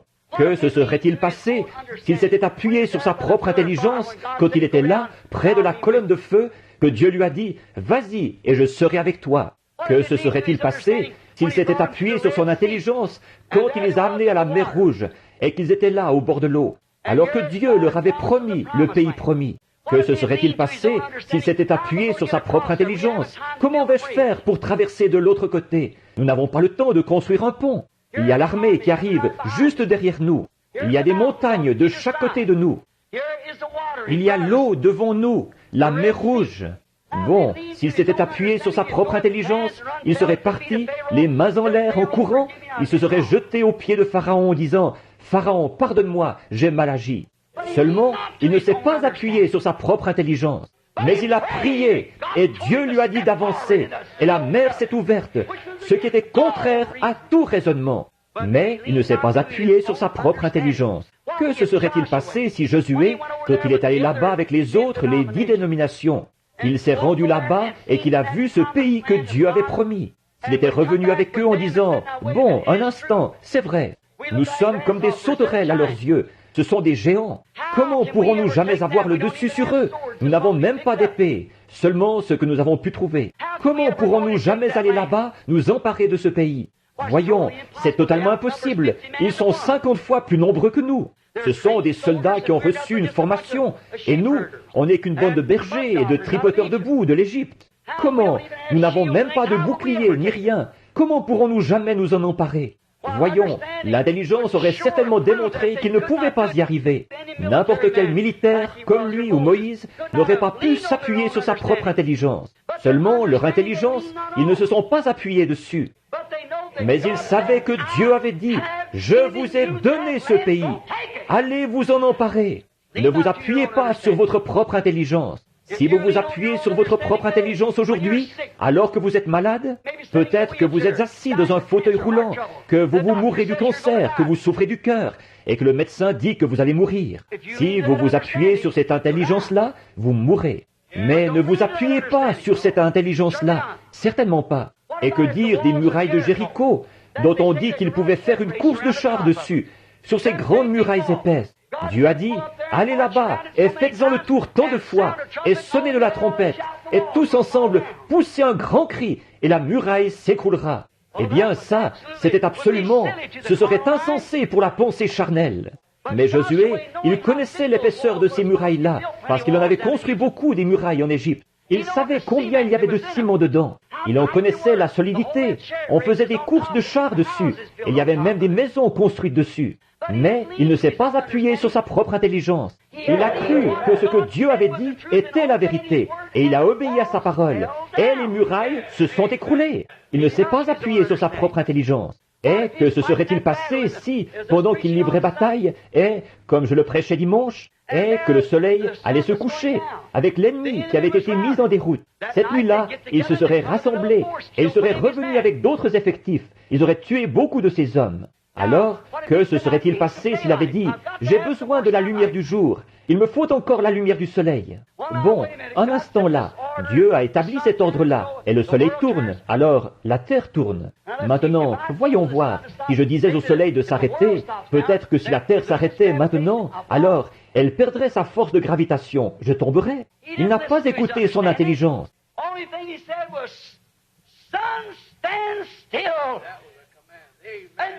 Tout ce qu'il a dit, c'est « Soleil, arrête-toi » et « Toi, lune, reste où tu es » et ils lui ont obéi. Il ne s'est pas appuyé sur sa propre intelligence, mais il s'est appuyé sur la promesse de Dieu. « Je t'ai donné ce pays, va t'en emparer. » Il vous a donné la promesse du Saint-Esprit. Vous pouvez l'obtenir pendant cette convention. Vous pouvez l'obtenir maintenant. Ne vous appuyez pas sur « Tu sais, je suis fatigué. Je te le dis, j'ai trop mangé pour souper. Je n'aimerais vraiment pas que Jean me voie faire ça. » Oh, miséricorde! Vous vous appuyez sur votre propre intelligence. La promesse est pour vous et pour les enfants de vos enfants, pour ceux qui sont au loin, en aussi grand nombre que le Seigneur notre Dieu les appellera. Le médecin m'a dit que j'allais mourir. Il m'a examiné et il a dit que j'avais ce cancer, que j'avais ceci ou quelque chose. Je suis condamné à mourir. Ne t'appuie pas sur cette intelligence-là. Dieu est le Seigneur ton Dieu qui guérit toutes tes maladies. Alors ne t'appuie pas sur cette intelligence-là, sur l'intelligence d'aucun homme. Appuie-toi sur l'intelligence de Dieu. Que dire de Samson là-bas dans la campagne, quand les Philistins, 1000 hommes se sont jetés sur lui. Et il était là, un petit gringalet aux cheveux frisés, pas plus haut que ça. Il ne s'y connaissait pas dans le maniement de l'épée, parce qu'il ne savait pas, il n'avait aucune formation militaire. Il avait l'air d'une espèce de petite femmelette aux cheveux frisés, avec 7 tresses qui pendaient, le fils à maman, qui se tenait là. Et voici 1000 Philistins qui arrivent. Eh bien, il n'avait rien à la main. Il a regardé par terre et il a trouvé une vieille mâchoire blanchie de mulet. Et il l'a ramassée. Or, a-t-il dit, voyons voir là, je ne ferai pas grand-chose avec ceci, parce que les casques qu'ils ont sur la tête, ces Philistins, tous ces soldats-là, ils ont tous des lances, ils ont tous des cuirasses. Et leurs casques pèsent une quinzaine de livres chacun. Ce sont de grands gaillards, déterminés. Eh bien, si jamais je frappais un de ces casques-là avec cette vieille mâchoire cassante, voyons, elle se casserait en 1000 morceaux. Voilà. Il ne s'est pas appuyé sur son intelligence. Il a tout simplement pris ce qu'il avait à la main et il s'est mis à frapper les Philistins. Et après en avoir assommé 1000, il avait encore la mâchoire à la main. Amen. Ce que la théologie des hommes ont dit, ça m'est égal. Ne vous appuyez pas là-dessus. Appuyez-vous sur la parole de Dieu. Jésus-Christ le même hier, aujourd'hui et pour toujours. Certainement, il le croyait. Que se serait-il passé si David avait écouté la théologie de Saül? Goliath était là-bas, qui se glorifiait, et tout le monde avait peur. Saül, qui dépassait d'une tête toute l'armée. Goliath disait, que quelqu'un vienne donc se battre contre moi. Il n'est pas utile que nous mourions tous. Si je vous tue, alors vous nous servirez. Et si vous me tuez, eh bien c'est nous qui vous servirons. C'est parce qu'il tenait le haut du pavé. C'est comme ça que le diable aime faire. Quand il a tout son séminaire avec lui, qu'ils sont tous là, quand il se présente, voyez-vous? Ce brave petit David, il se promenait là-bas avec un morceau de peau de mouton sur le dos, le teint rosé, les épaules tombantes, un petit bout d'homme de peut-être 100 ou 110 livres. Il a dit, vous n'allez pas me dire que l'armée du Dieu vivant, qui est liée à une alliance par la circoncision, va rester là et laisser ce Philistin incirconcis défier l'armée du Dieu vivant? Saül a dit, viens ici mon garçon. Il a dit, j'admire ton courage, mais les jours des miracles sont passés. Nous, on n'a rien de tout ça, tu vois. Et je vais te dire quelque chose. Quelle carte de membre as-tu à me montrer, tu vois? Tu n'as même pas d'armure. Tu n'as rien d'autre qu'une fronde à la main, tu vois? Tu n'as pas de doctorat en philosophie, ni de doctorat en droit. Comment vas-tu faire? Voyons, cet homme-là est un guerrier. Il a un doctorat en théologie, il a un doctorat en droit, en philosophie, et quoi encore? Il a tellement de diplômes qu'il pourrait en tapisser un mur. Et toi, qui es-tu? Un berger. Mais je voudrais te dire quelque chose. Il a dit, sais-tu quoi? Il a dit, je faisais paître les brebis de mon père là-bas. Et il a dit, un lion est venu en enlever une, et il est parti avec. Et tu sais, j'ai pris cette petite fronde, et j'ai couru après lui, et je l'ai assommé. J'ai arraché l'agneau de sa gueule, et alors il s'est dressé contre moi. J'ai simplement pris mon couteau, et je l'ai tué. Il a dit, je suis reparti, et là, un ours est venu enlever cette brebis. Il l'a prise, et il est parti avec. Je l'ai tué, lui aussi. Il a dit, maintenant le Dieu, pas mon doctorat en philosophie, pas ma propre intelligence. Je ne peux pas t'expliquer comment je fais. Je ne sais pas comment la chose se fait.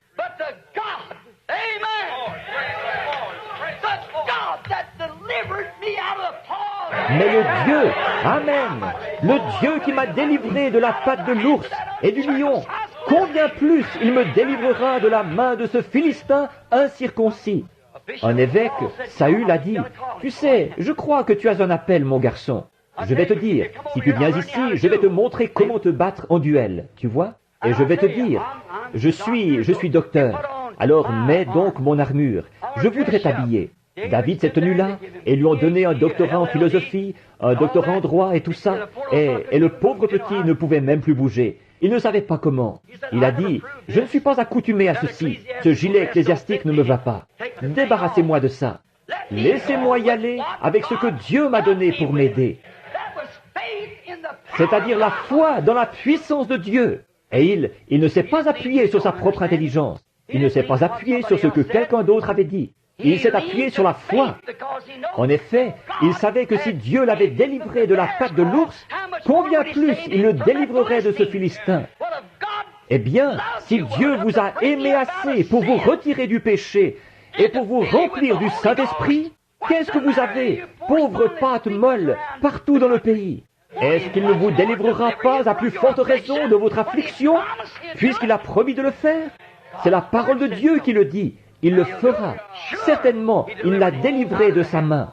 Oh, chacun des prophètes, qu'est-ce qui se serait passé s'ils s'étaient appuyés sur leur propre intelligence à leur époque? Ils ne seraient jamais allés voir les sacrificateurs et les souverains sacrificateurs pour les traiter de murailles blanchies et tout le reste. Ils n'auraient jamais prophétisé contre eux. Ils auraient été comme certains de ces prophètes contemporains. Ils auraient été d'accord. Ils auraient porté de beaux vêtements et auraient été dans les palais des rois. Qu'est-ce qui se serait passé si Jean avait essayé de s'appuyer sur sa propre intelligence? Mais il s'est présenté là sans hésiter. Il disait, un instant là, Jean, ne prêche surtout pas sur le mariage et le divorce. Il est allé sans hésiter se présenter devant Hérode. Et il a dit, il ne t'est pas permis de l'avoir pour femme. Oui, monsieur. Il disait, sais-tu qui c'est ça? C'est le proc. Je m'en fiche de qui c'est. Il ne s'appuyait pas. Il disait, mais tu sais, tu n'as pas grand-chose. Tu es dans le désert, là. L'association ne voudra pas t'accepter si tu te mets à te conduire comme ça. Les associations, pour lui, ça ne comptait pas. Il ne s'appuyait pas sur sa propre intelligence, mais sur l'intelligence de Dieu, certainement. Il y a eu un homme qui, lui, s'est appuyé sur sa propre intelligence. Et il s'appelait Judas Iscariote. Oh, je ne vois pas comment il a pu faire une chose pareille. Il avait marché avec Christ, face à face, exactement comme Ève l'avait fait au commencement. Il avait vu la confirmation. Il avait regardé Dieu en face, comme Ève l'avait fait dans la fraîcheur du soir. Ève avait regardé Christ dans la fraîcheur du soir, dans le jardin. Et Judas s'était assis dans la fraîcheur du soir, dans le jardin de Gethsémane et à bien des endroits.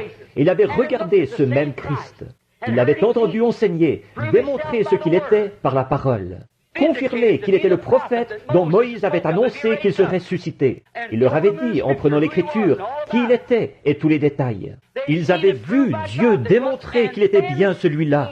Et ensuite, il s'est appuyé sur sa propre intelligence. Comment a-t-il pu faire une chose pareille?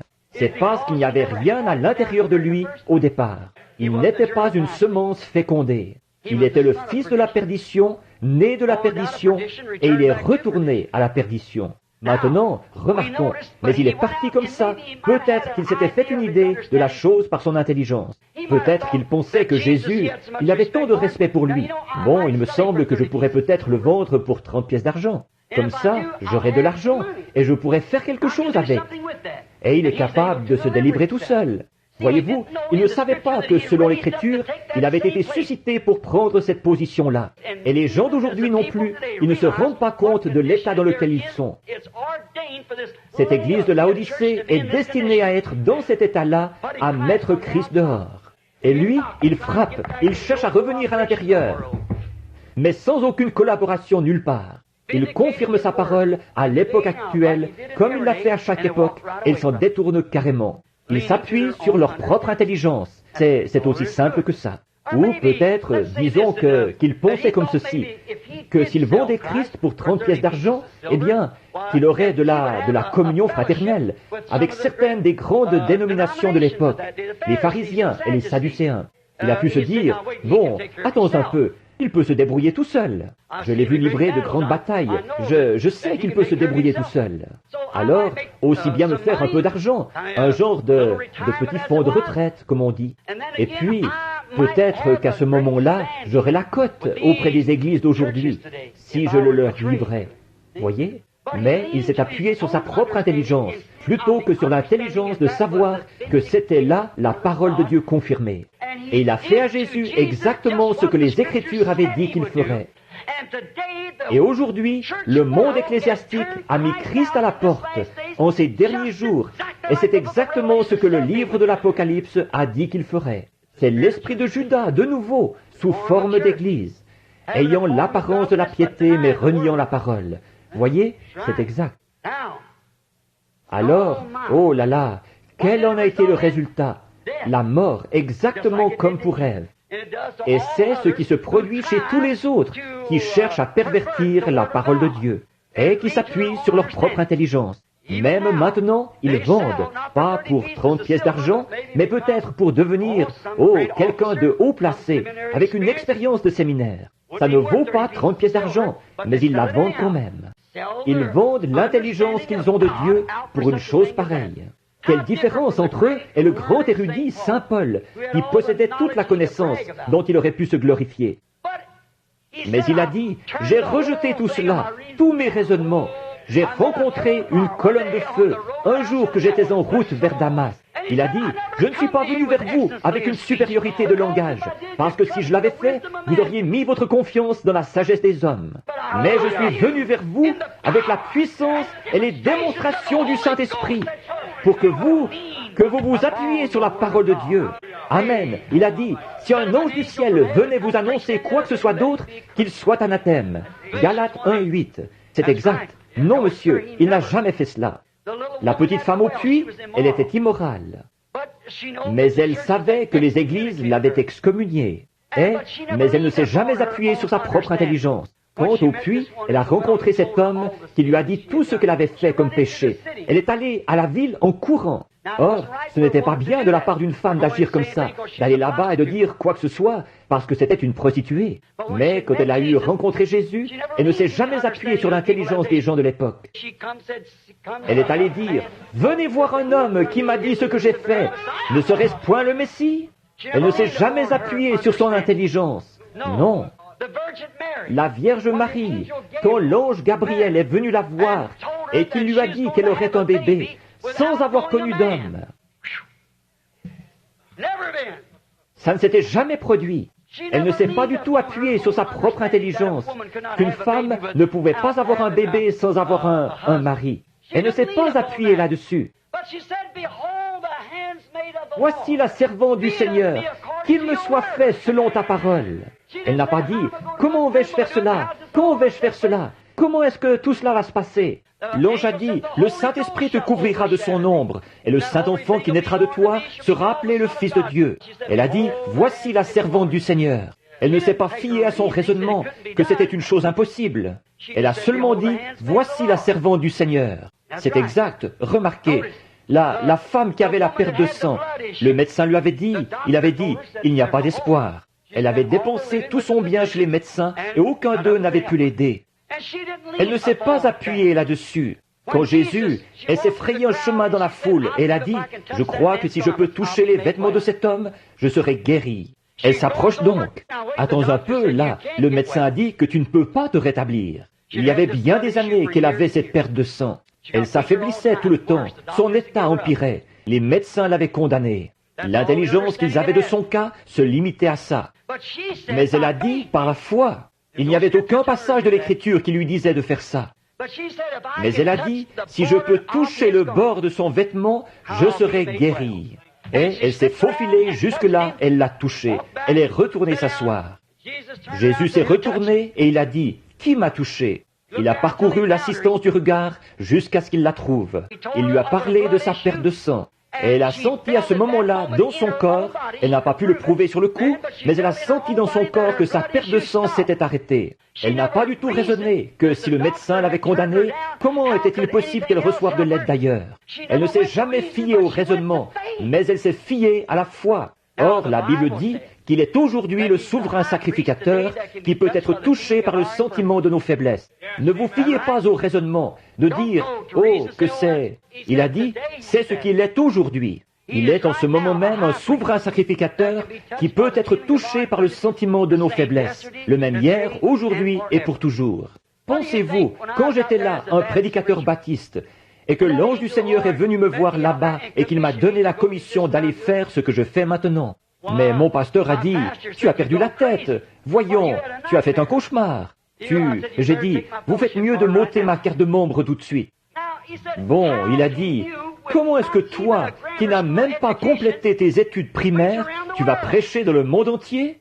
Comment est-ce que tu vas prier pour des rois et des potentats alors que tu ne sais même pas employer une bonne grammaire? Je ne mettais pas ma confiance dans ma grammaire. Je ne mettais pas ma confiance dans aucune capacité personnelle. J'avais reçu une commission. Alléluia! Je ne me suis pas fié à des raisonnements. Si j'avais écouté les raisonnements, probablement que des milliers de gens seraient morts il y a des années. Mais j'ai porté un message exactement comme il l'avait dit, tout autour du monde. Et par la grâce de Dieu, je repars. Pas par le raisonnement, mais par une commission. Alléluia! Je ne me suis pas appuyé. Vous dites, vous avez 55 ans. Même si j'en avais 95, ça n'a absolument rien à y voir. Il est toujours le même Dieu qu'il était avec Abraham. Oui, monsieur. Ne vous appuyez pas sur votre propre intelligence des choses. Et après que le signe est allé de l'avant, quand la voix a suivi, les églises se sont mises à me rejeter et à me fermer leurs portes à cause de la doctrine, alors qu'aucun d'eux n'ose se présenter devant moi pour me dire qu'elle est vraie ou fausse. Je mets n'importe lequel d'entre eux au défi. Oui. Ce n'est pas pour faire le malin, mais je sais où j'en suis. C'est vrai. Qu'est-ce qu'ils ont fait? Qu'est-ce qu'ils ont fait? Ils ont fermé toutes les portes. Maintenant, qu'est-ce que vous allez faire? L'autre jour, j'étais là, sur la montagne. Je disais, Seigneur, je n'ai qu'une porte ouverte dans tout le pays, pour autant que je sache. C'est à Phoenix, en Arizona. C'est la seule que j'ai. Comme je descendais la montagne, aussi clairement que j'ai jamais entendu quelqu'un parler, il a dit, que t'importe, toi, suis-moi. Pas sur ma propre intelligence.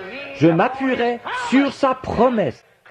Oh, mon ami, ne vous appuyez pas sur les raisonnements. Et criez-vous alors comme Eddie Perronnet autrefois, que tous acclament la puissance du nom de Jésus, que les anges se prosternent devant lui. Apportez le diadème royal et couronnez-le, Seigneur de tous. Couronnez-le, Seigneur de tous. C'est exact. Ne vous appuyez pas sur ce que vous pensez, sur ce que quelqu'un d'autre pense. Par la foi, acceptez la promesse de Dieu. Voulez-vous le faire? Maintenant, il ne s'agit pas de savoir si quelqu'un d'autre l'a fait ou ne l'a pas fait, mais qu'en est-il de vous? Vous, que ferez-vous de ce Jésus qu'on appelle le Christ, qui se fait connaître aujourd'hui de la même manière qu'il avait fait à cette époque-là? Croyez-vous en lui? Prions. Seigneur Jésus, Roi des rois, Seigneur des seigneurs, Dieu des dieux, Dieu de tous les potentats, le premier, le dernier, l'alpha, l'oméga, le commencement et la fin, l'étoile brillante du matin, la rose de Saron, le lys de la vallée, la racine et la postérité de David. Viens, Seigneur Dieu, le même hier, aujourd'hui et pour toujours. Bénis cette assemblée de gens, Seigneur, cette qui va bientôt commencer demain. Nous avons eu quelques réunions ici et tu nous y as bénis. Tu t'es fait connaître à nous. Je te prie, ô Dieu, de continuer à te faire connaître à nous. Bénis-nous ce soir. Aide-nous maintenant. Nous sommes un peuple dans le besoin. Et Seigneur, tu sais que je n'aime pas gronder les gens. Mais comment faire taire cette chose sacrée qui brûle en moi? Je n'aime pas faire cela, Seigneur. Tu connais ma vie, mon cœur. Je dois le faire. Aussi, je te prie, ô Dieu, de m'aider à le faire. Donne-moi seulement la grâce et que je ne m'appuie jamais sur ma propre intelligence, mais que je m'appuie sur ta promesse. Au nom de Jésus, Amen. Je voudrais que vous soyez tous très respectueux pendant quelques instants. Assis dans cette assemblée de gens, sans doute qu'il y a des hommes et des femmes qui sont malades. Combien ici sont malades et affligés? Levez la main. Dites simplement, j'ai besoin de Dieu. Levez simplement la main, là. J'ai besoin de Dieu. Bon, je ne connais pas un grand nombre de personnes. Je connais les 3 garçons qui sont assis juste ici. Je connais M. Dow et sa femme qui sont assis là. Je pense que c'est Sœur Moore ici. Je n'en suis pas sûr. C'est ça, Sœur Moore? À part cela, je pense que c'est tout. Frère Mike et l'estrade, ça c'est pour autant que je sache, d'après ce que je vois, tous ceux que je connais. Mais le Père Céleste qui a promis, et qu'en ce jour-ci qu'il confirmerait ce qu'il est, dans cet âge-ci, exactement de la même manière qu'il avait fait à Sodome. Est-ce qu'il l'a promis? Qu'il se manifesterait. Croyez-vous cela? Maintenant, si vous voulez prier, et par la foi, ne cherchez pas à raisonner, là, comment est-ce que je peux le toucher comme souverain sacrificateur? Or, la Bible dit dans le Nouveau Testament, il est en ce moment même le souverain sacrificateur. Il reste en place comme souverain sacrificateur selon l'ordre de Melchisédek. Il est le souverain sacrificateur pour toujours. Il n'y a pas d'autre souverain sacrificateur que lui. Aucun autre médiateur entre Dieu et les hommes que Christ homme. C'est vrai. Il est le seul. Et il est le même hier, aujourd'hui et pour toujours.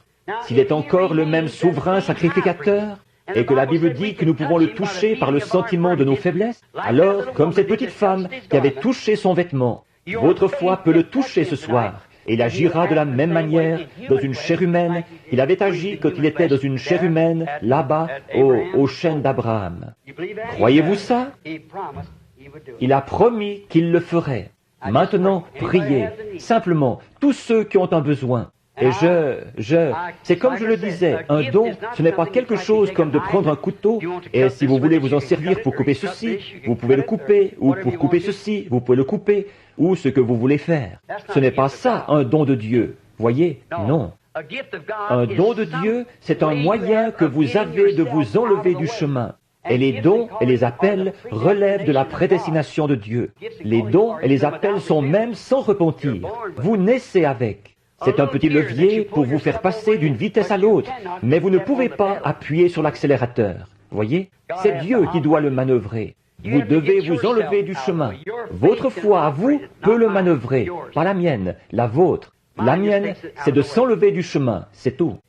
Croyez de tout votre cœur que Jésus-Christ vit aujourd'hui. Ne vous appuyez pas sur votre propre intelligence. Vous dites, eh bien, regardez, là, mon état est très grave, frère. Vous ne me connaissez pas. J'ai été dans ce fauteuil roulant. J'ai été... Ce que vous avez été, pour moi, ça ne compte pas. Voyez si Dieu ne va pas descendre et faire exactement ce qu'il a fait quand il était ici sur terre, dans un corps physique. Il le fera dans votre corps, dans mon corps. Nous faisons bloc ensemble en croyant en lui. Il le fera parce qu'il a promis de le faire. Or, ne vous appuyez pas sur ce que quelqu'un a dit. Oh, ça, c'est de la télépathie. C'est comme ça qu'ils appellent cela. Ils ont dit la même chose de Jésus. Ils l'ont traité de diseur de bonne aventure, de démon.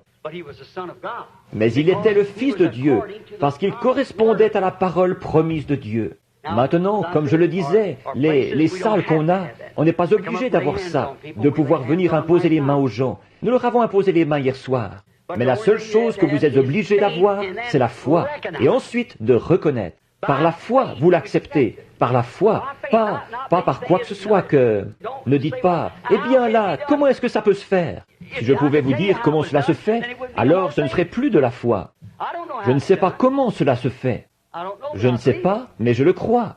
Je ne sais pas comment Dieu fait pour sauver un pécheur, mais il le fait. Je ne sais pas comment Dieu fait toutes ces choses-là, mais je l'accepte. Il le fait, et c'est comme ça. En effet, je ne peux pas l'expliquer. Maintenant, ça ne s'expliquera jamais. Personne ne peut l'expliquer. Parce que si vous l'expliquez, à ce moment-là, ce n'est plus de la foi. Je ne peux pas comprendre que Dieu et Christ puissent être une seule et même personne. Mais il l'était. L'Écriture le dit. Eh bien, vous ne pouvez pas l'expliquer, mais il l'était. Mon Père est en moi. Ce n'est pas moi qui fais les œuvres. C'est mon Père qui est en moi. Si je ne fais pas ses œuvres, alors cela montre que je ne suis pas de lui. Mais si je fais ses œuvres, alors c'est lui-même qui rend témoignage que je suis de lui. Eh bien, c'est la même chose maintenant, exactement la même chose. Il est le même hier, aujourd'hui et pour toujours, si vous êtes prêts à le croire. Maintenant, il y a un homme assis juste ici devant moi. Il a les cheveux bruns. Il porte une montre au bras, un complet foncé. Il porte des lunettes. Si vous regardez ici, vous le verrez assis, les yeux fermés, il prie. Je ne connais pas cet homme. Le Père Céleste sait que je ne le connais pas. Mais je vais juste m'occuper de lui un petit instant, parce qu'il semble être vraiment sincère, assis là. Depuis que j'ai fait mention de cela, cet homme a simplement fermé les yeux et il s'est mis à prier. Cet homme est un inconnu pour moi. Là, vous voyez mes mains. Je ne le connais pas.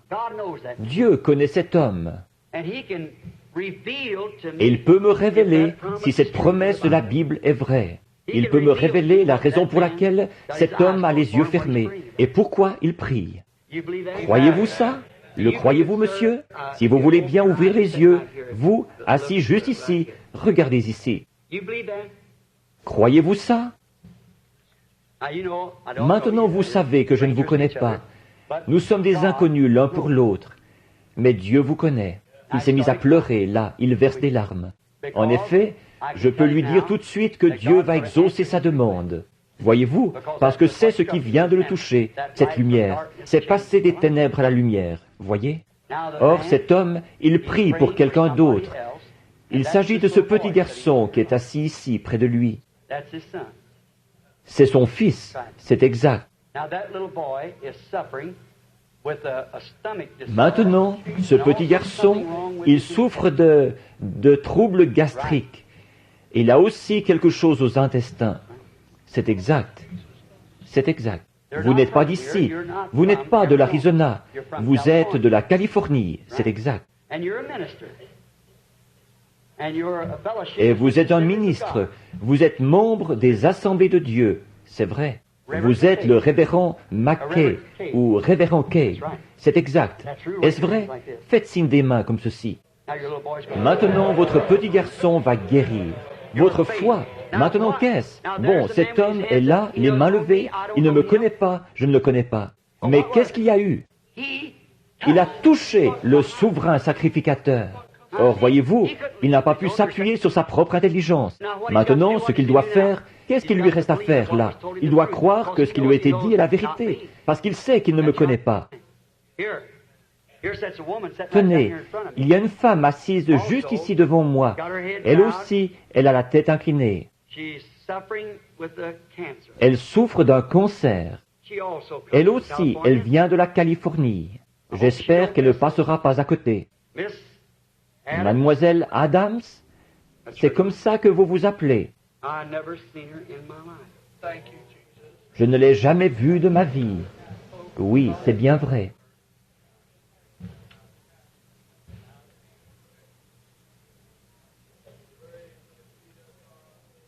Il y a une dame assise au fond, ici. Je ne peux pas la montrer simplement du doigt, mais je vois une lumière au-dessus d'elle. Elle a des ennuis sérieux. Une chose, elle a mal au cou. Autre chose, elle a des problèmes spirituels. Elle s'inquiète, se fait du souci pour ça. Et elle a un problème de famille. Sa fille s'est enfuie dernièrement. C'est exact, c'est vrai, n'est-ce pas? Elle a la main levée. Madame Miller, c'est exact. Croyez-vous? Dieu vous la renverra. Il guérira votre corps. Maintenant, je ne l'ai jamais vue de ma vie. Elle m'est totalement inconnue. Tout à fait.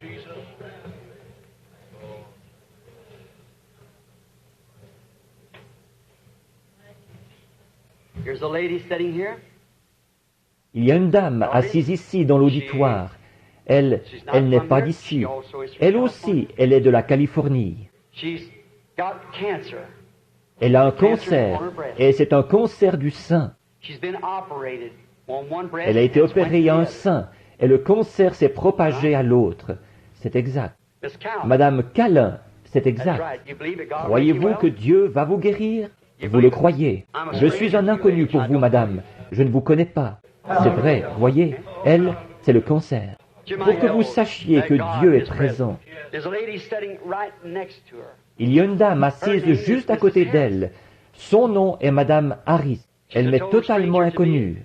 Mais quand l'Esprit a touché cette femme-ci, elle aussi, elle avait de la compassion pour elle. Et elle vient de la Californie, c'est exact. Et elle a mal à l'épaule, c'est exact. Croyez-vous que Dieu vous guérira? Si c'est vrai, levez la main, pour que les gens voient. Elle m'est totalement inconnue. Ne vous appuyez pas sur votre propre intelligence. Qu'est-ce qui peut faire cela? Ça ne s'explique pas. C'est un paradoxe. Ça dépasse l'explication. Demandez à ces gens. Je ne les ai jamais vus de ma vie. Je ne savais absolument rien d'eux. Ça pourrait continuer comme ça dans toute l'assemblée. Mais maintenant, regardez. Ne vous appuyez pas sur votre propre intelligence, mais appuyez-vous sur ce qu'il a promis, qu'il ferait cela. N'est-ce pas là le même esprit qui a habité dans une chair humaine, qui savait que Sarah avait ri dans la tente derrière cet homme? Et il a promis, juste avant que le monde soit détruit par le feu, qu'alors le Fils de l'homme se révélerait de nouveau de la même manière, que le Fils de l'homme, prophétique, se révélerait dans une chair humaine, comme il l'est ici avec nous ce soir, de la même manière qu'il l'avait fait à l'époque. Alors, à quelle heure vivons-nous? Tout près de la destruction. Mon ami, ne restez pas un pécheur plus longtemps dans cette salle. Acceptez Jésus-Christ pendant que vous êtes dans sa présence. Bon, je sais, ce qui se fait d'habitude par les prédicateurs, c'est la coutume. Ils vont supplier et raconter des histoires, parler de maman qui est morte et qui est de l'autre côté. Il n'y a pas de mal à ça, mais nous ne venons pas en fonction de notre mère qui est morte. Ma mère aussi, elle est morte. Même chose pour mon père.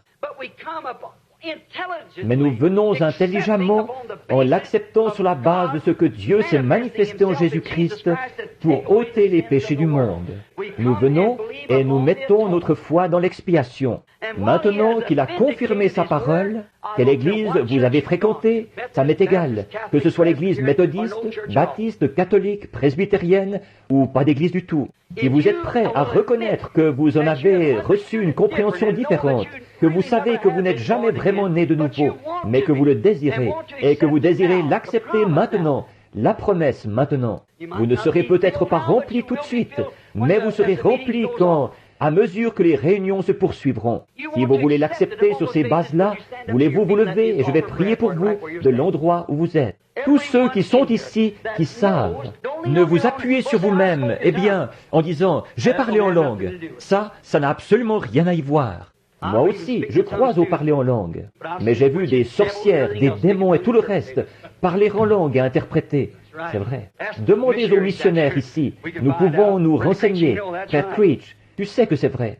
Je les ai vus parler en langue et boire du sang dans un crâne humain, invoquer le diable. Certainement, je les ai vus poser un crayon par terre, et celui-ci s'est soulevé et a écrit en langues inconnues. Et la sorcière, le sorcier se tenait là, et il en a donné l'interprétation. Alors, le parler en langue, ce n'est pas le signe que vous avez le Saint-Esprit. Si vous parlez en langue, et que vous niez cette parole, il y a quelque chose qui cloche quelque part. C'est vrai, oui, c'est vrai. Ne vous appuyez pas sur votre propre intelligence. Quelqu'un, vous dirait, j'ai poussé des cris. Moi aussi j'en pousse. Mais ne vous appuyez pas là-dessus. J'ai vu toutes sortes de puissances démoniaques pousser des cris et hurler. J'ai vu des musulmans pousser des cris et hurler. Ils s'emballaient tellement, au point de se transpercer les mains avec des esquilles. En Inde, je les ai vus pousser des cris, sauter en l'air, prendre des boules remplies d'eau et en enfoncer l'hameçon dans leur peau et marcher sur des charbons brûlants. C'est vrai, alors qu'ils renient Jésus-Christ. Voyez-vous, ne vous appuyez pas sur votre propre intelligence, mais sur la parole de Dieu. Si votre vie n'est pas à la hauteur de cette Bible pour croire chaque parole qui s'y trouve, mais que vous voulez y croire, que vous voulez que Dieu fasse sa volonté en vous, parce que vous pouvez être une partie de Dieu, voulez-vous vous lever, dire « Je vais l'accepter tout de suite, frère ?» Merci, merci. Que Dieu vous bénisse, que Dieu vous bénisse, que Dieu vous bénisse, que Dieu vous bénisse, que Dieu vous bénisse. Merveilleux, que Dieu vous bénisse. Puisse Dieu vous l'accorder, vous, tous ces gens sincères. Vous dites, continuez simplement à vous lever, simplement. Vous dites, je suis membre d'église, frère Branham, mais vraiment, je suis pentecôtiste. Mais vraiment, pour ce qui est de dire vraiment que je peux croire que toute la parole est la vérité, je ne peux tout simplement pas le faire. Mais je veux le faire. Aidez-moi, priez pour moi. Je veux me lever et dire, vous dites, écoutez, je suis assis ici où j'ai témoigné à cette église que j'en étais là. Mais vous le savez au fond de votre cœur que vous n'en êtes pas là. Dieu aussi, il sait que vous n'en êtes pas là, voyez-vous. Alors pourquoi ne pas vous lever? Ne vous appuyez pas sur votre propre intelligence, mais appuyez-vous sur sa parole. Voulez-vous vous lever? D'autres personnes?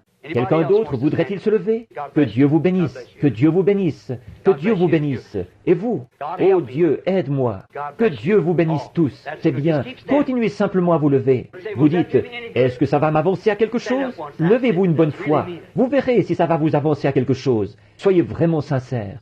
Je veux, frère Branham, je veux marcher droit. Je veux marcher droit. Non, je ne dis pas de quitter votre église. Non, monsieur, restez là, à l'endroit où vous êtes. Mais soyez une personne vraiment remplie du Saint-Esprit dans cette église-là, c'est tout. Vous dites, je ne sais pas ce que mon pasteur en dira. Il vous appréciera s'il est un homme de Dieu, c'est exact. Que votre lumière luise tellement devant les hommes qu'ils voient vos bonnes œuvres et qu'ils glorifient leur Père. Que Dieu vous bénisse. Que Dieu vous bénisse tous les deux, et vous, frères, vous, que Dieu vous bénisse chacun. Que Dieu vous bénisse. Que Dieu vous bénisse ici. Maintenant, vous qui vous êtes levés, si vous vous sentez mieux après vous être levés, levez donc la main pour faire savoir aux autres que vous vous sentez mieux après vous être levés. Voyez-vous, toutes les mains? Voyez? Bien sûr que vous vous sentez mieux. Voyez-vous, vous êtes sincères.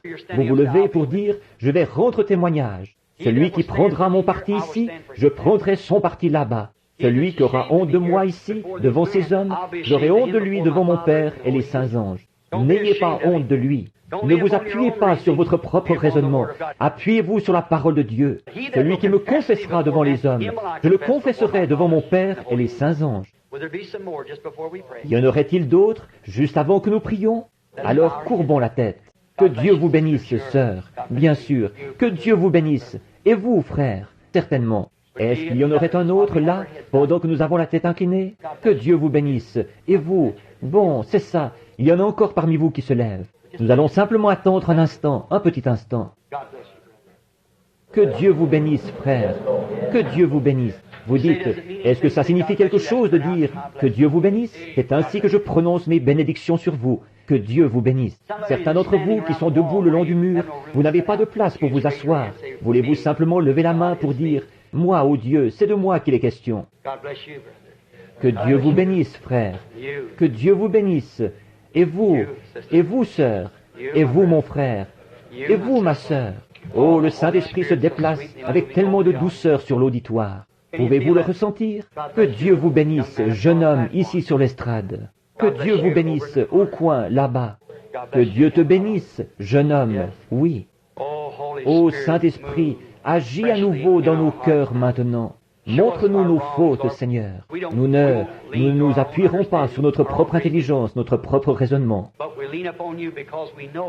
Mais nous nous appuyons sur toi parce que nous savons que nous nous tenons à ta promesse divine confirmée d'aujourd'hui. Tu t'es fait connaître au-delà de tout. Au-delà de tout raisonnement, nous ne pouvons pas raisonner ni expliquer la chose. Mais tu es descendu ici, au milieu de nous maintenant, et tu nous as montré que tu es ici. Et des hommes et des femmes le croient et l'acceptent. Ô Dieu, prends chacun d'eux dans ton sein et cache-les dans le rocher des âges jusqu'à ce que les feux soient passés. Nous allons bientôt être brûlés, Seigneur, nous le savons. Nous en sommes revenus à Sodome. Mais le juste ne périra pas avec le coupable. Tu appelleras tes enfants, Seigneur. Tu as dit à Lot, sors de là. Sors. Je prie au Dieu que chaque personne qui est dans cet état-là ce soir, qui est là-bas, sans savoir avec certitude où ils en sont, ô Dieu, ils ne prendraient pas le risque de descendre une rue à sens unique en sens inverse. Ils ne prendraient pas le risque de griller un feu rouge s'ils ont toute leur tête, parce qu'ils pourraient se faire tuer. Alors, comment des gens peuvent-ils prendre des risques quand il s'agit de leur destination éternelle? Se contenter de supposer, de présumer, de s'aventurer sans avoir vraiment l'autorisation de s'aventurer, pour la raison qu'ils sont membres d'une église ou d'une dénomination. Et vraiment, ils ne peuvent pas comprendre que la parole de Dieu puisse être aujourd'hui telle qu'elle était à cette époque-là, que ses promesses puissent être manifestées. L'âge apostolique, c'est du passé. Aide-les, Père. Je te les confie au nom de Jésus-Christ. Amen. Merci, mon frère, ma sœur. Je suis si heureux de vous appeler mon frère, ma sœur. Souvenez-vous, Dieu me fera répondre de chaque parole au jour du jugement. Tout ce que j'ai prêché ce soir, j'aurai à en répondre. Je suis conscient de ça. Qu'est-ce que j'ai fait depuis ma jeunesse, sinon prêcher cet évangile, et ensuite je serai rejeté? Maintenant, combien d'entre vous sont malades et affligés ici ce soir, et vous voulez qu'on prie pour vous? Levez la main.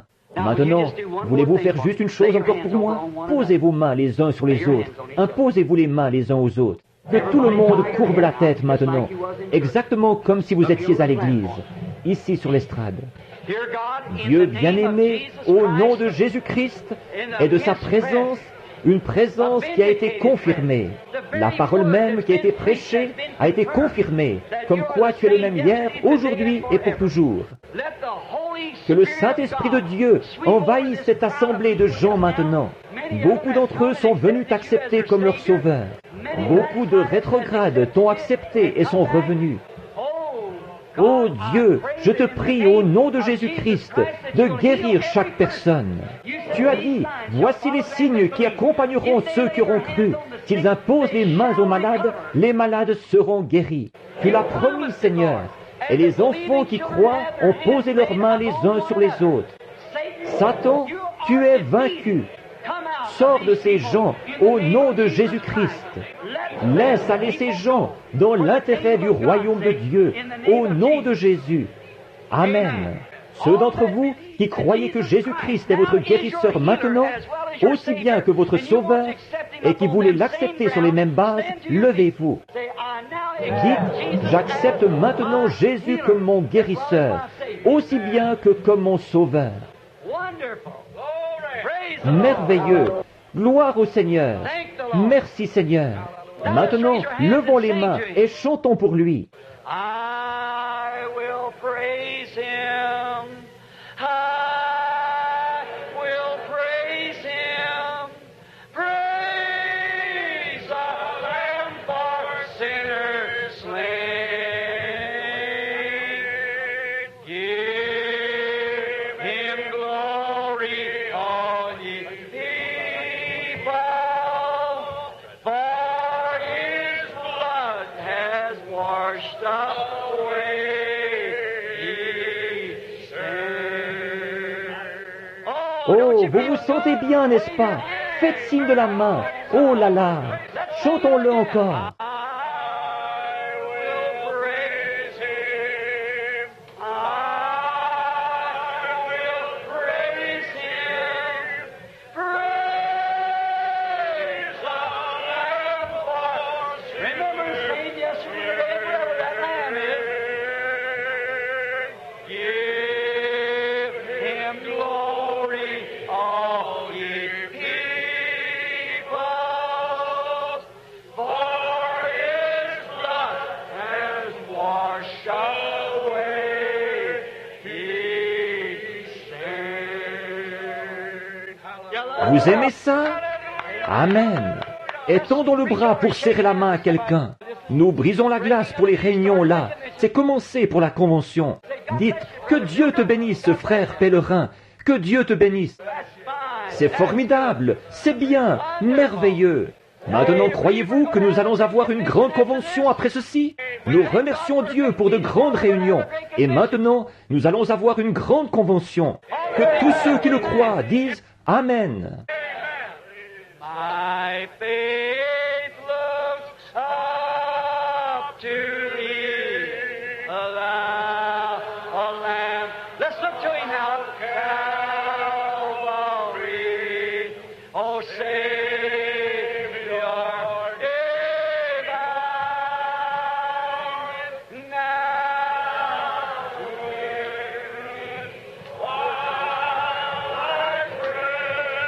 take all my sin away. Oh, let me from this day be holy.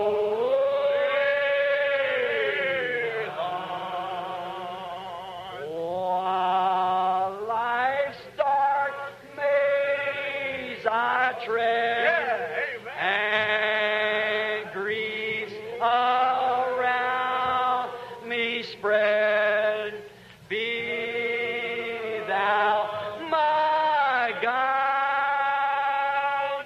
Bid darkness turn to day, wipe sorrows, fears away. Oh, let me from this day be holy.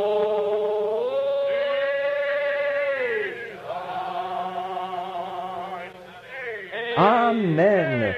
L'assemblée a dit Amen. Alléluia. Oh, louez-le. Louez l'agneau immolé pour les pécheurs. Donnez-lui gloire, vous tous les peuples, car son sang a effacé toutes les taches. Comme c'est merveilleux. Bien, maintenant, pouvons-nous courber la tête pour la bénédiction? Je ne sais pas qui a été choisi pour ça, frère Johnny Madadal de la Californie, pendant que nous avons la tête inclinée. Maintenant, n'oubliez pas, demain soir, ce sera la première, le début. Demain soir, la convention se passera ici dans cette salle, à 7h30. Que Dieu vous bénisse. Avez-vous apprécié la présence de Dieu? Amen. Maintenant, courbons la tête, pendant que frère Johnny termine la réunion.